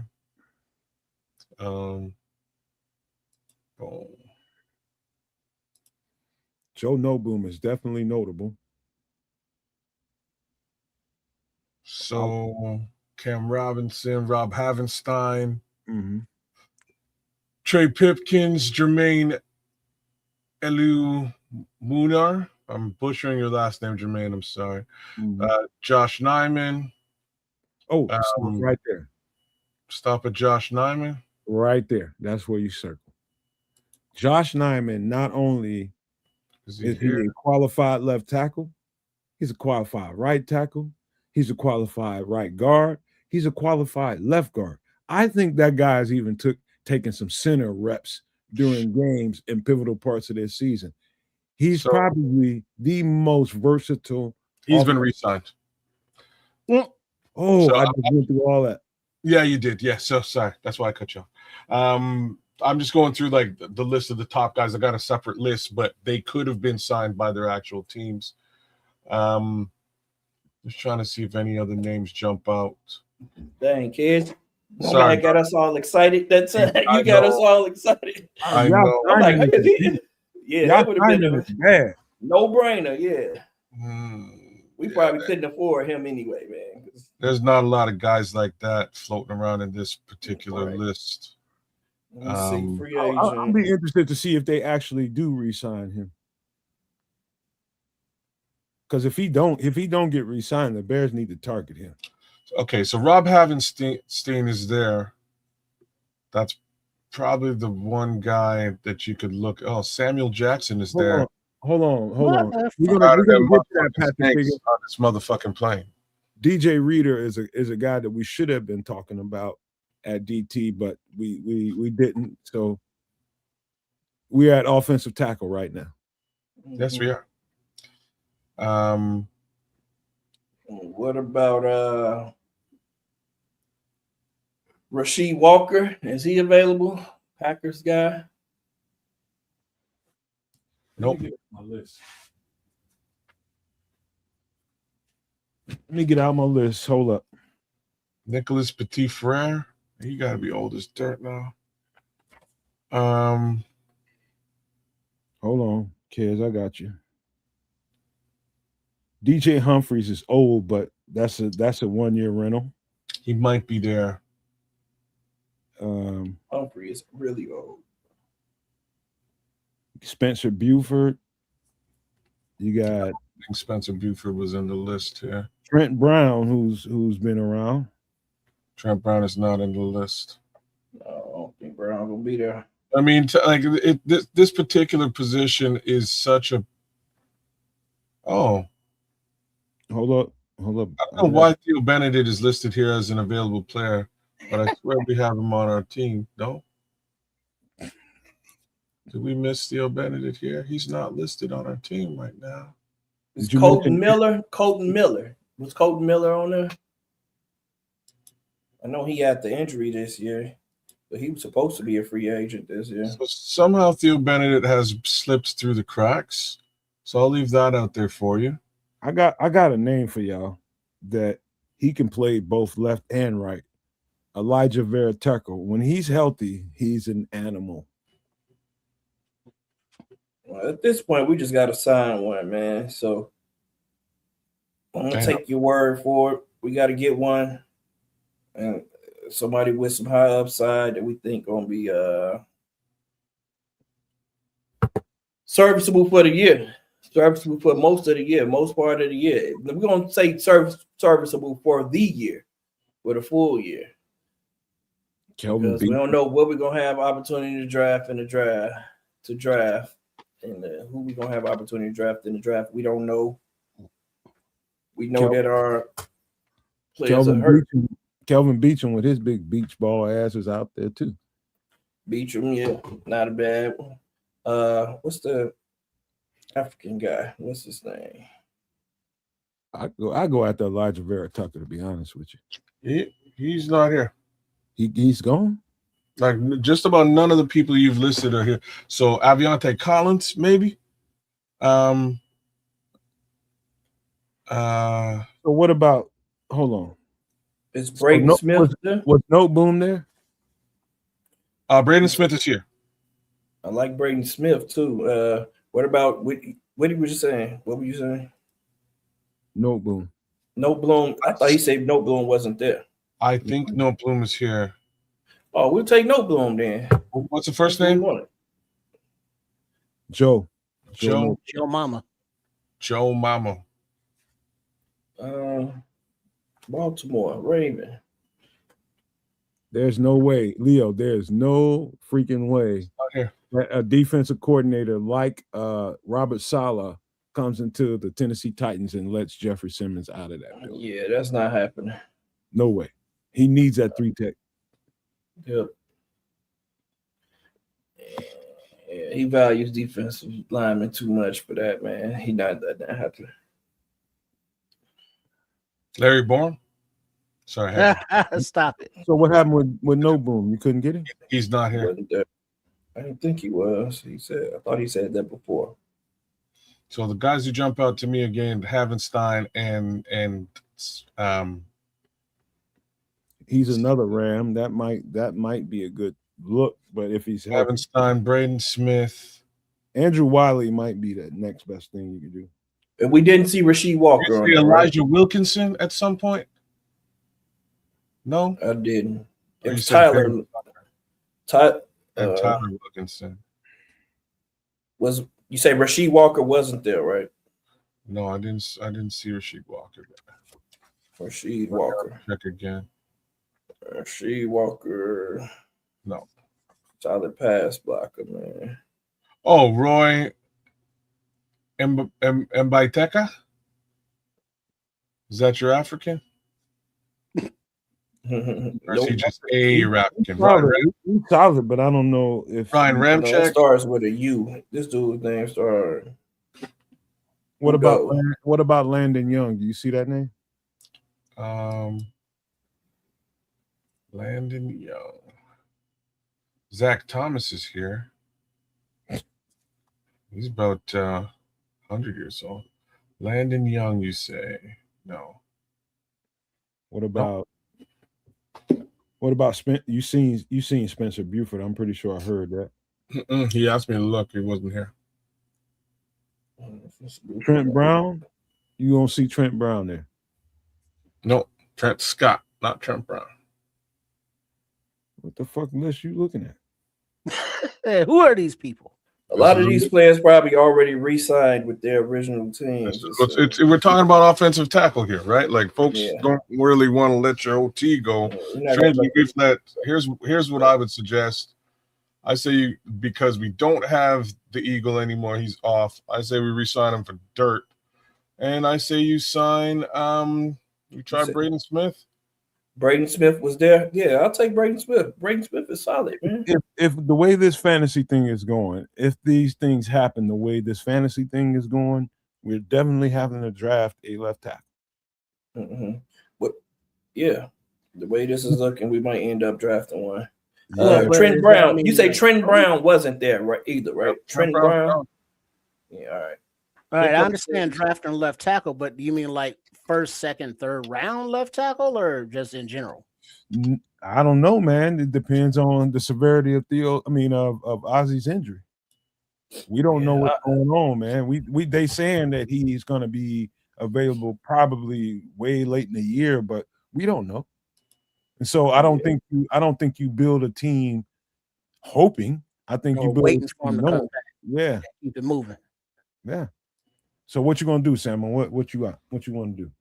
We're gonna sign Braden Smith real quick. Well, if he accepts the offer, If he accepts the offer, which he does. Well, wait, he no, he didn't. He accepted, then rejected. Faked out. That's So right. offer him a little bit more. How old is he? 30 or 30. So you want to Oh, like shit. 1 year deal? What? No. Braden Smith gonna take half our money. He's a He's top 30. He's the top guy in the mix right now.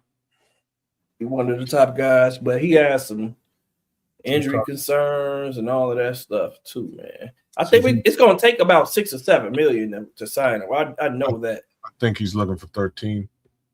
13. I got a quick question for y'all, and it's just real quick before you keep going, Samo. Do you think, and I'm getting somewhere when I ask y'all this, do you think Matt Stafford retires after this? You think this was his last run?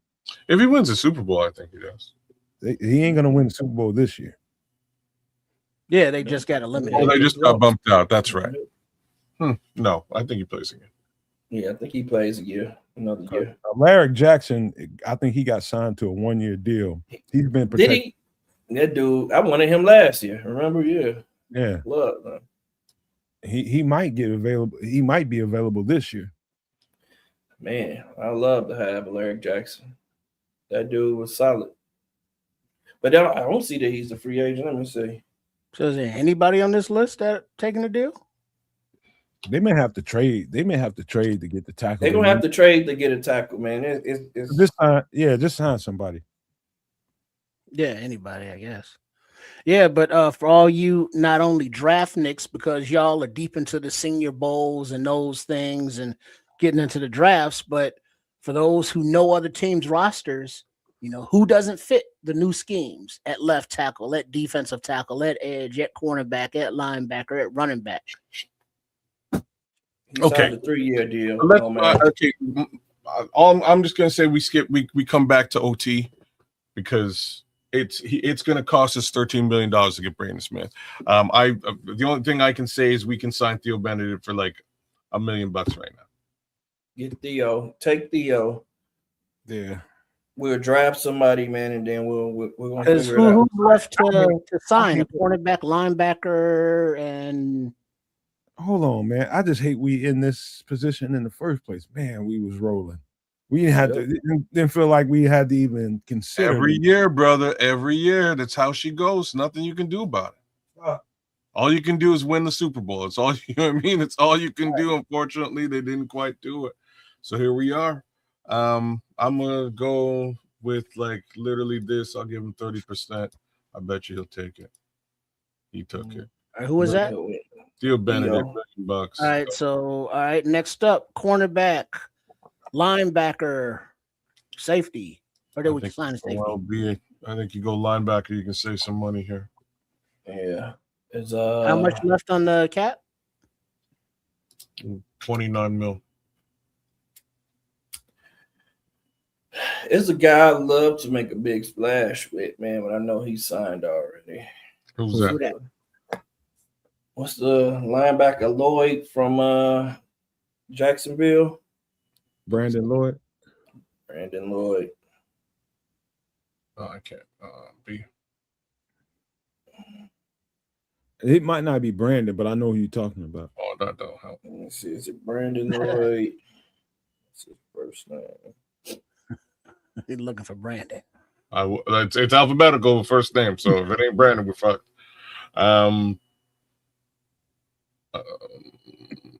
He fast as shit. Devin. I think it's Devin Lloyd. Devin That was Lloyd. what I was gonna guess. Yeah, fast as shit. Heat seeking missile. Out of Devon's. I know they can't afford. I know they can't afford to re-sign him, so he was signed somewhere else. Then they can't afford to re-sign him. And let's see. Patrick is saying Demario Davis. Demario Davis is old, man. I won't. He'll be a stopgap guy. He's definitely the MFer that Dennis Allen leaned on. And that's what Lloyd is, man. He kind of reminds me of Demario Davis. Like Mario Davis is like he's like Kevin Byard, man. He's like you look at you see that age and you just think a certain thing, but Demario Davis is something different, man. Just tell me. Demario Davis there. I'll take Demario. It's just that as he left that step, lost a step. Demario. What about what's his name? Bush. Is it Devin Bush? Bush. Man, Demario Davis, 37 years old. All right, I'm gonna give y'all 37. Yeah, so Devin Bush is there. I'm gonna give y'all a quick list of linebackers right quick and let y'all go from there. You don't like Devin Bush? He's okay. Eric Wilson. Hold on. Give me a second. I'll get to some more. You got Troy Anderson. Just think about that for a second. You remember him from a couple years ago, coming out in the draft. Eric Wilson's there. Jerome Baker. You got KJ Britt. You got Willie Gay, who I love, that won a couple Super Bowls in Kansas City. He's still young. He's like 26, 27. Yeah, I like Willie Gay Jr. Jerome Baker's there. I like Willie. I'll take Willie Gay Jr. There you go. Yeah, I'll take Willie Gay Jr. Is he on the list though? Really good. Poe should know him. Poe should know him too. So that's just seems like a natural. Right. Yeah. Only thing about him is he's short, man. But that motherfucker can bump and grind, boy. Yeah, run he will. Tackle. That's what we need. Fast attack. I'm gonna take him, but I got another guy I want to draft. We'll see if he's there. Deion Jones. You got Leo. What do you want to offer, Mr. Gay? Mr. Rothstein. Anthony Walker, who is also fast as shit. My money man gonna handle that. My money man handles all over there. Before you do that, the bare minimum though. Caden Ellis out of Atlanta, tough, real tough. Of course, Alex Anzalone, Quincy Williams from the Jets. Tough. Hold on, what's the boy I got from Atlanta? Let me see how tall he is. Caden Ellis is about 6'2". All right, not much. All right, let me know who you want me to throw money at, man. So Willie Gay's on the list. Ellis on the list? I believe Ellis is on the list as well. Yeah, Ellis 32 though, but 6'2". Playing, man. He's 30 years old. Quay Walker is out there. Quay Walker's here. Quay Walker, yeah, I forgot about Quay Walker. But he couldn't stay healthy. He can never stay on the field for him. McMillan's out there. There's some folks here. Matt Milano. Quay Walker might come cheap though. I like Quay Walker a lot, man. He's right. Matt Milano is there. He fits. Isaiah Simmons. You got dude. There's some dudes out there. And Kobe Dean's there. There's some. He was hurt a lot too. Like Quay. Bless you. Take Quay. I like Quay for two reasons. Quay, there it is. Helps us. It hurts them. Yeah. Well, it doesn't hurt them if he's a free agent. I love the way you're thinking, boy. Well, no, but how does that hurt them if we sign him and they get a comp pick for it? No, I mean they not gonna hear. They have to. That comp pick still has to become a good player. Well, but I mean, if we sign Walker, but if we sign Walker to a contract, then they benefit from that. Not necessarily, because it depends on who they sign. It depends on who they sign. It's like a balance out thing. So it depends on they can go sign somebody for the same value. Yeah.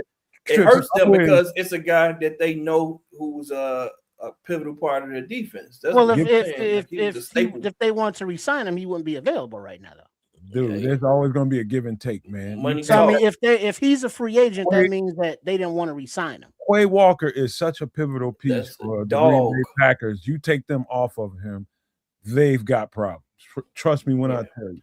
Well, but you got size, speed. You got the size I want and the speed Well, does that say 25 million? The mentality. I need more. He gonna be not 25. How but would it's you gonna think take about Chris?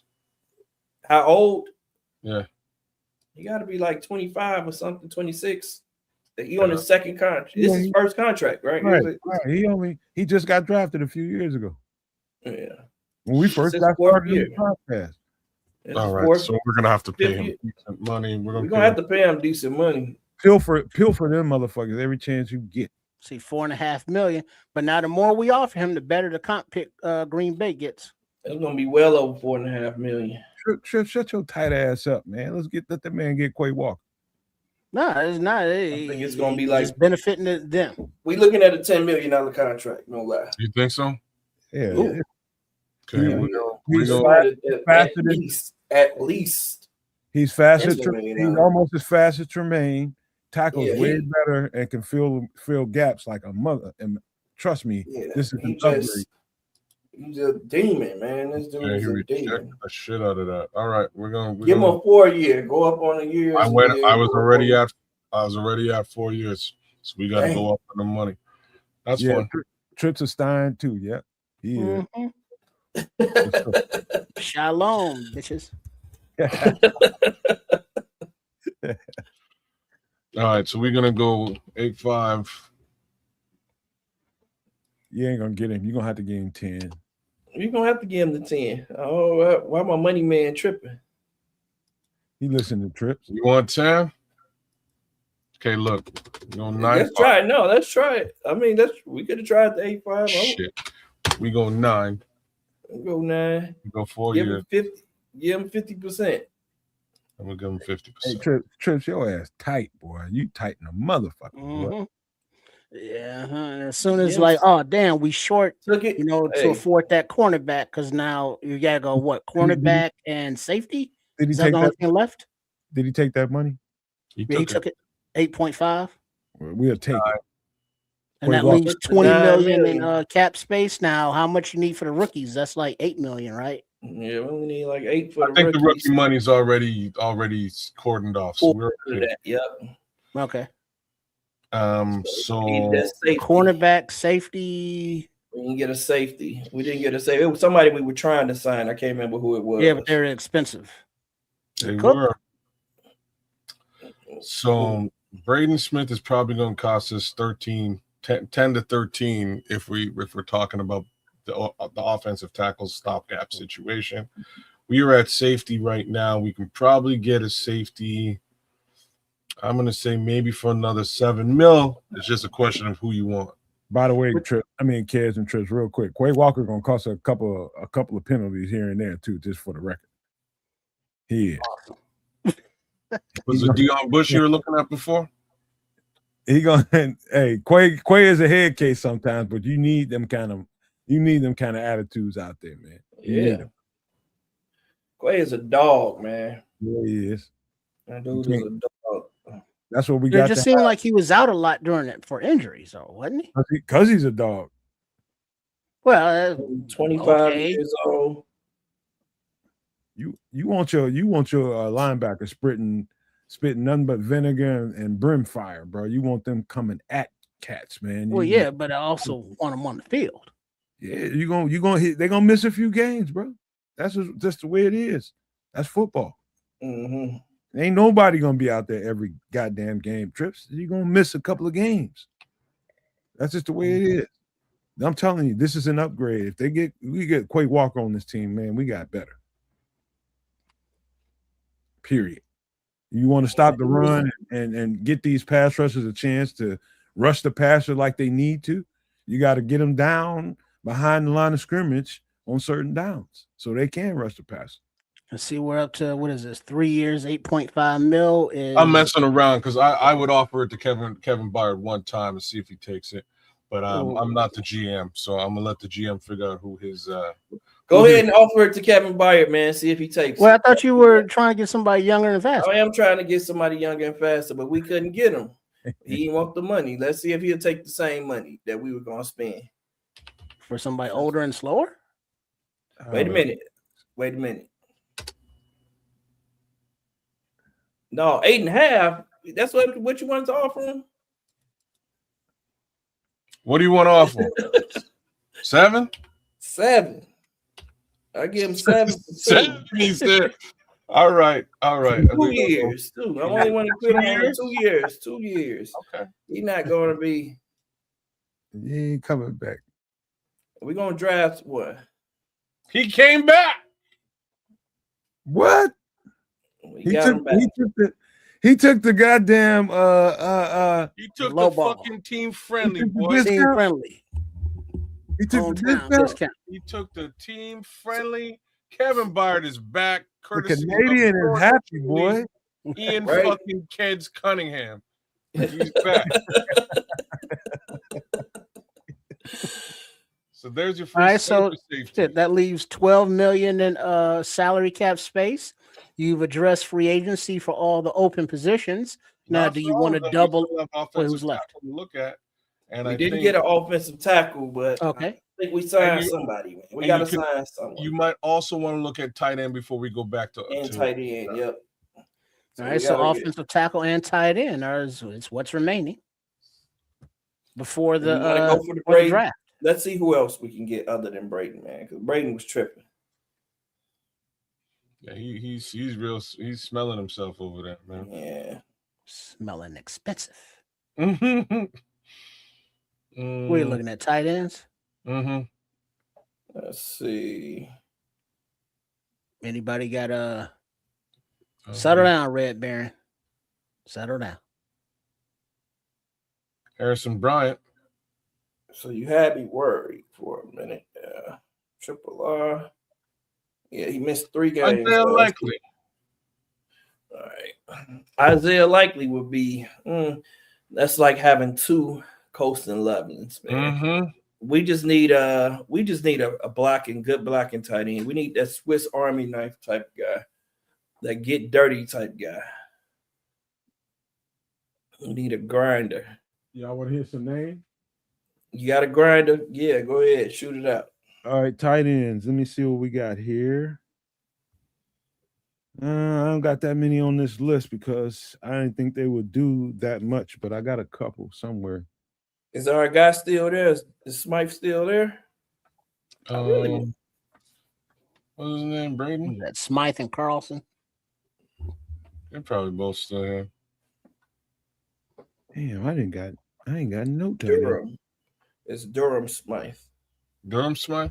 My bad. Mhm. You know, I got a strange feeling that they're gonna let Cole Kmet go somewhere somehow and draft another tight end. Everyone keeps saying that, man. I do. It could happen. Got a strange feeling about that. Isaiah Likely is a weapon, but He is. he's a Can he weapon. block? He can do anything. All right, so how much does he cost? They make him block more than they let him catch passes, unfortunately. And that's Is why this who we looking at now, kids? Isaiah Likely. No, we can look at him Likely now. getting paid, man. Likely getting paid. I'm looking at Durham Smythe. Well, we want to upgrade before that, if possible.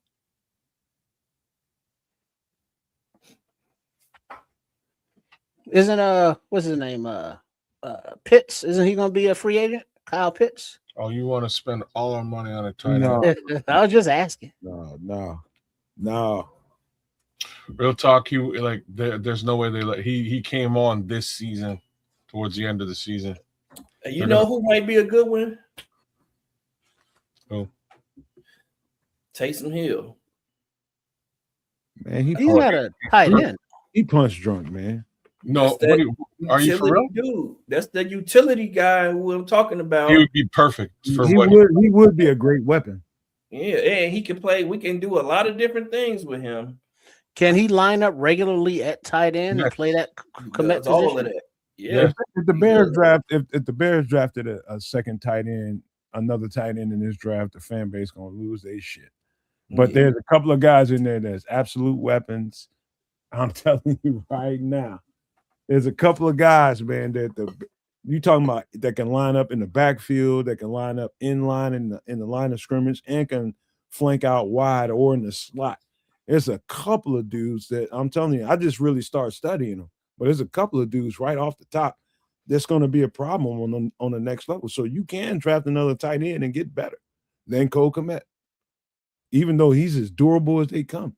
If we release Cole Kmet, then yeah, I would definitely draft one. Yeah, you're right. I don't think they're gonna release him. I think Kokomet is a trade him. I mean, he's tradable. Yeah, he's definitely tradable. But what we're gonna get? I mean, if you could get a draft pick or third, fourth round Give me a sec, guys. I'll be right back. then flip that into another tight end.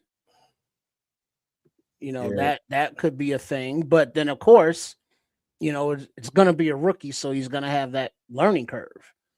You know, some guys are more capable or quick learners than others, but it's still going to be a rookie.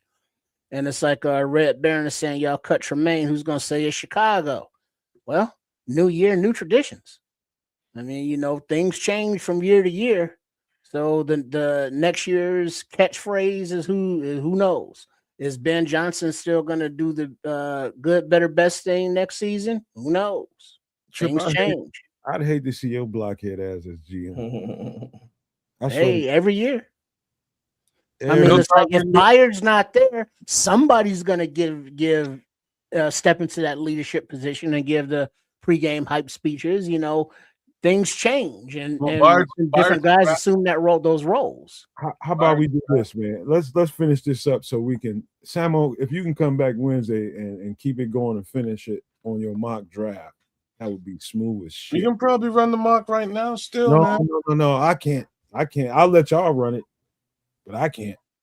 Yeah, this is long. This is going long time right now. Yeah, we're almost done. We're just about done with this. Yeah, we just about to pick a tight end. We just need a tight end and an old tackle, and we can move on. Y'all trying to get me mollywop around this bit. You already in trouble. That's what I'm saying. Hey, what about Noah Fant or Tyler or Foster Moraine? What's his name? Noah Fant's gone. There's no Capo. What up? Tyler Higbee there. Oh, snap. Noah Fant is here. Yeah, I'll take Noah Fant. Yeah, I'll take Noah Fant. I think he got hurt. That's an upgrade. Yep, I think he got hurt earlier this year, so he should be available. He not seriously hurt. Why does Patrick keep saying Cade Otton? Who is that? Cade Otton's another tight end. Yeah, rookie or I mean, not rookie, but he would be a bit younger. It's not a bad look, actually. Is Cade Otton? If we got rid of Cole, I would take Cade. Cade gonna cost money.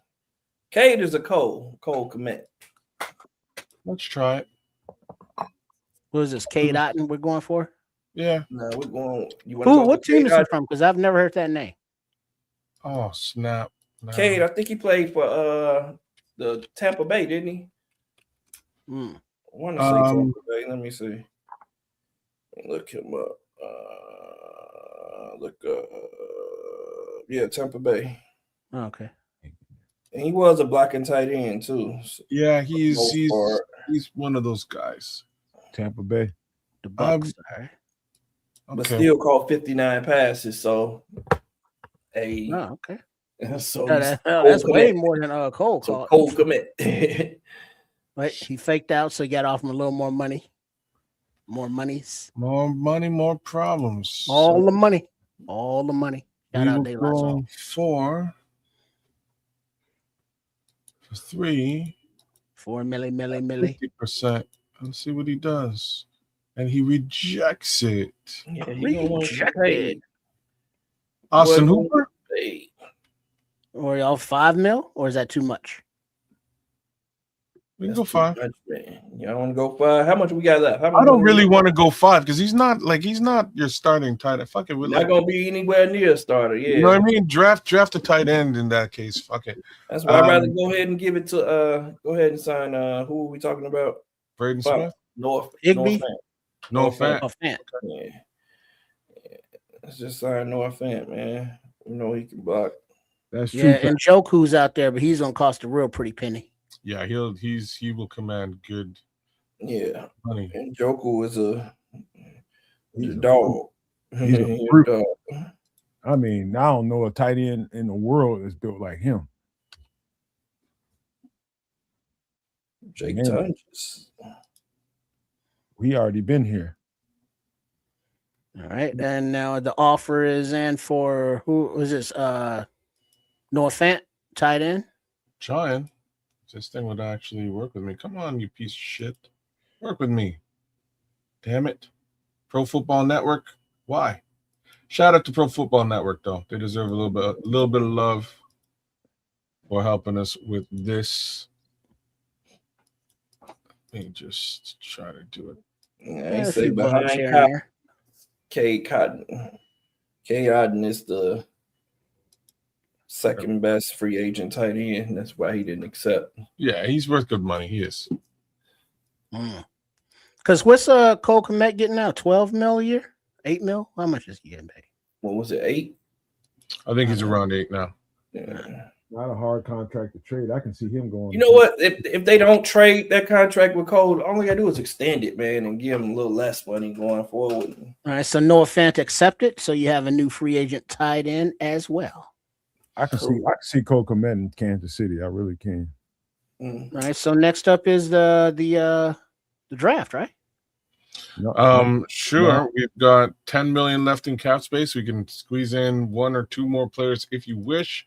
I would suggest looking either at corner or back at that offensive tackle position that we've never fully I haven't looked at corner at all yet. So at this point, I would just wait till the second phase of free agency, man, after the draft and see what we don't get, and then double back at that point.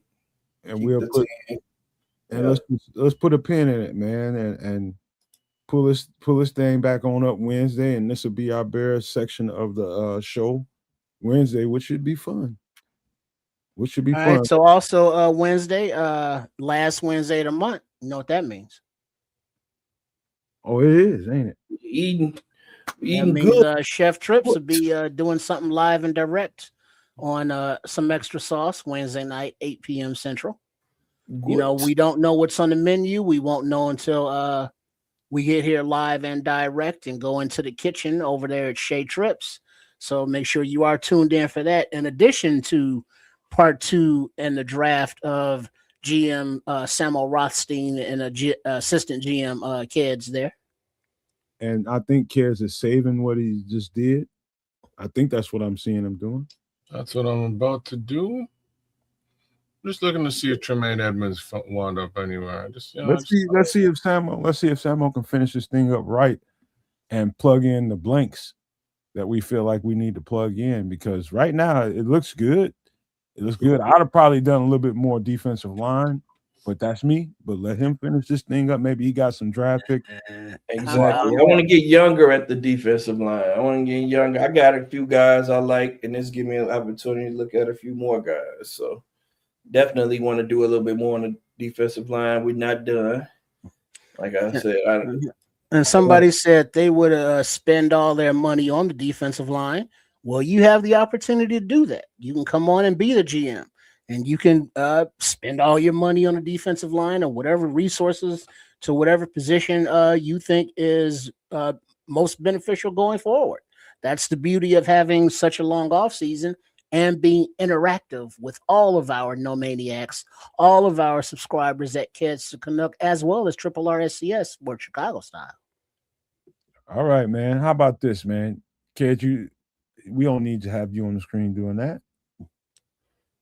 You keep finishing up. Keep doing what you're doing. Finishing up, saving your thing, because that's important. And I think. It's all good. I can actually. It's actually letting me download it, so we're good. I think the right thing to do. He'll be right back. I think the right thing to do is to save the draft, and I think that's a whole thing, because if we do have 7 draft pick as it stands, I think we only have 6 because we gave up that 6 to get Joe Tryon Shoyinka, which this is why I think he should come back to the team, because you gave up a 6 to get him. You know, I think they were saving him. That's why I didn't see him late in the season, but that's just my thoughts. And he was concussed. And there's also a possibility, because Ian Cunningham got 2 interviews with Atlanta. It's just, I just say it's a better than average chance that he gets that job and we get those 2 threes. but only one for this year. Yeah, one for this year. And But one for next, yeah. I don't even know if that's figuring into the fantasy aspect of it, but we got 6 picks no matter what. Got 6 picks no matter what. And so let's play it out like that, man. Let's get some closing thoughts before we get ready to get out of here, man. Hey, big up to everybody that tuned in. Hope you are subscribed to all 3 of the networks. As always, the opportunity for you to make the decisions, because guess what? Nobody is going to agree with 100% of everybody's moves. So there's going to be pushback, but as long as you can explain your position, go forward with whatever the fans say, because guess what? That's what the real folks do. So make sure you are subscribed and join in, and we look forward to seeing you Wednesday night. And a shout out to Chef Trips, who will be in the house, and I'll try and jump in later once all the cooking and kitchen festivities are done. So look forward to seeing y'all Wednesday night. Some extra sauce. Trips, you know what the fans gonna be saying every time Samo makes a decision. You love to see anything, you blind motherfucker. Every single time he makes a decision. Baby, I was cooking. We were cooking over here, and we ain't done cooking. Chef Trips won't be the only one cooking on Wednesday night. Let me say that much.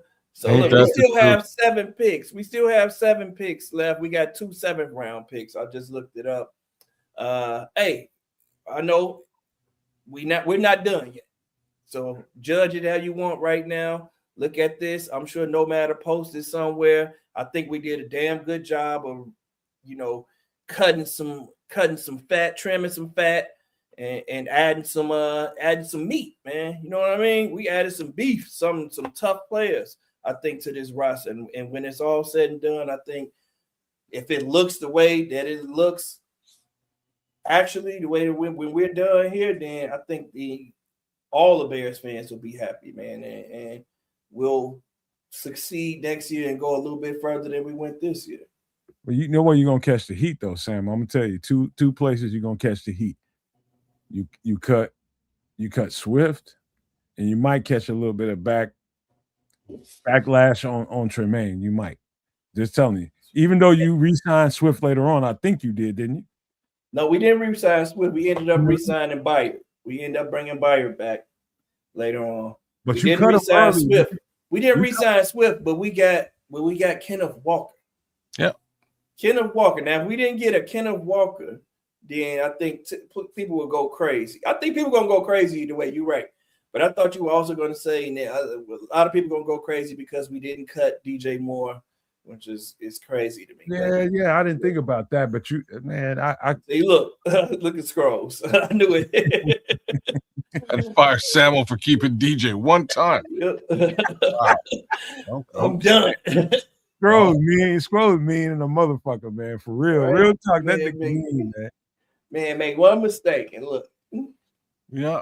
But hey, give it time though, man. I think we did a damn good job with the roster though, man. I think don't worry about it. So I mean, this is just week 1.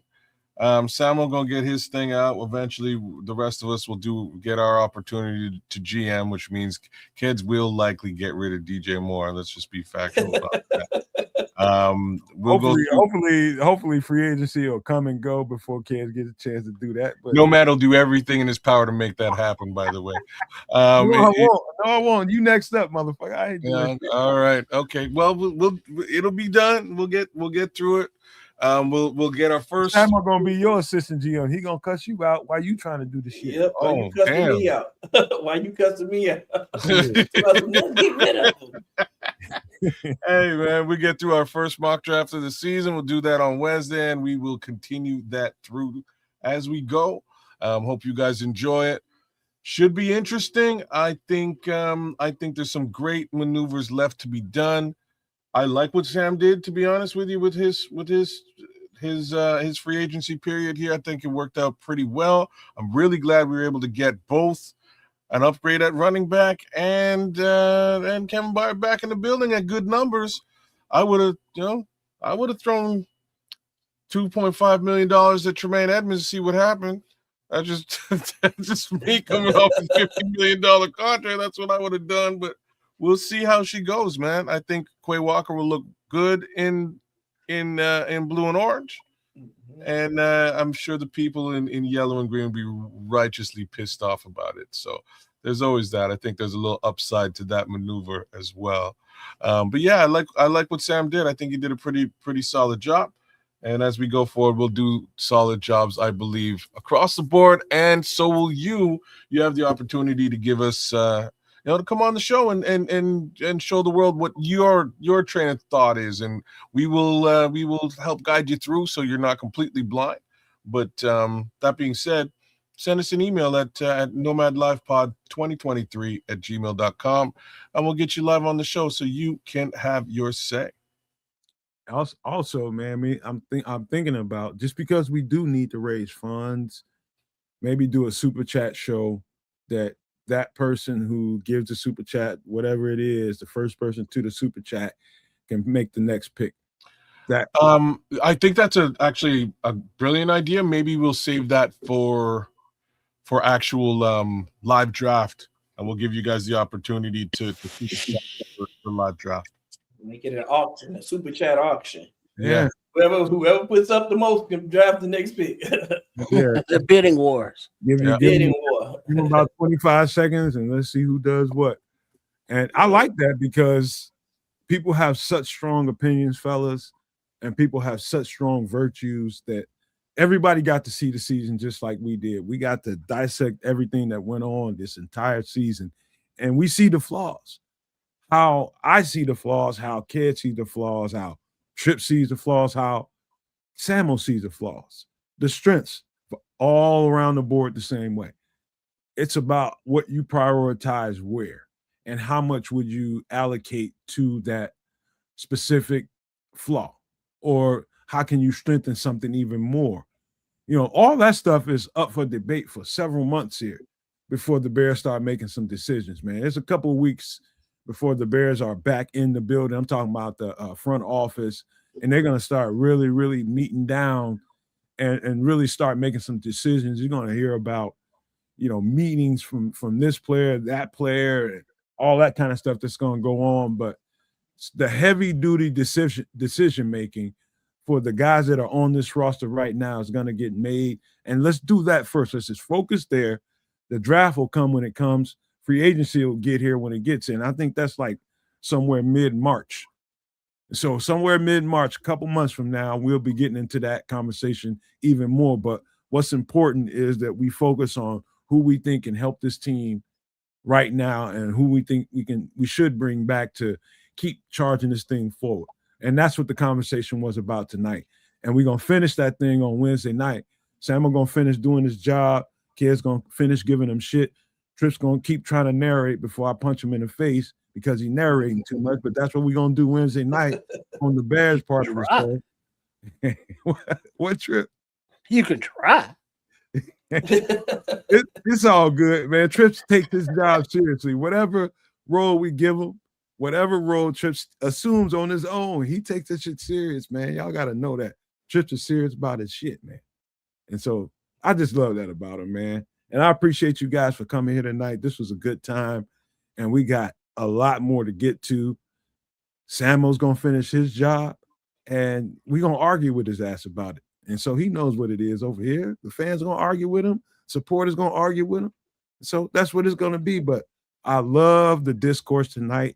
I tried to stay the fuck out the fray as much as possible, and I'm going to try to do that again Wednesday night for this segment of the show, man. But make sure you're here Wednesday night at 8 p.m. Central for some extra sauce where we'll get you to finish that. And, of course, we're going to have a whole bunch more stuff to talk about on that show. I hope you guys are enjoying the content, but we love you guys, and we want to leave you guys with these famous words. Love, peace, and hair grease, y'all. Bear down.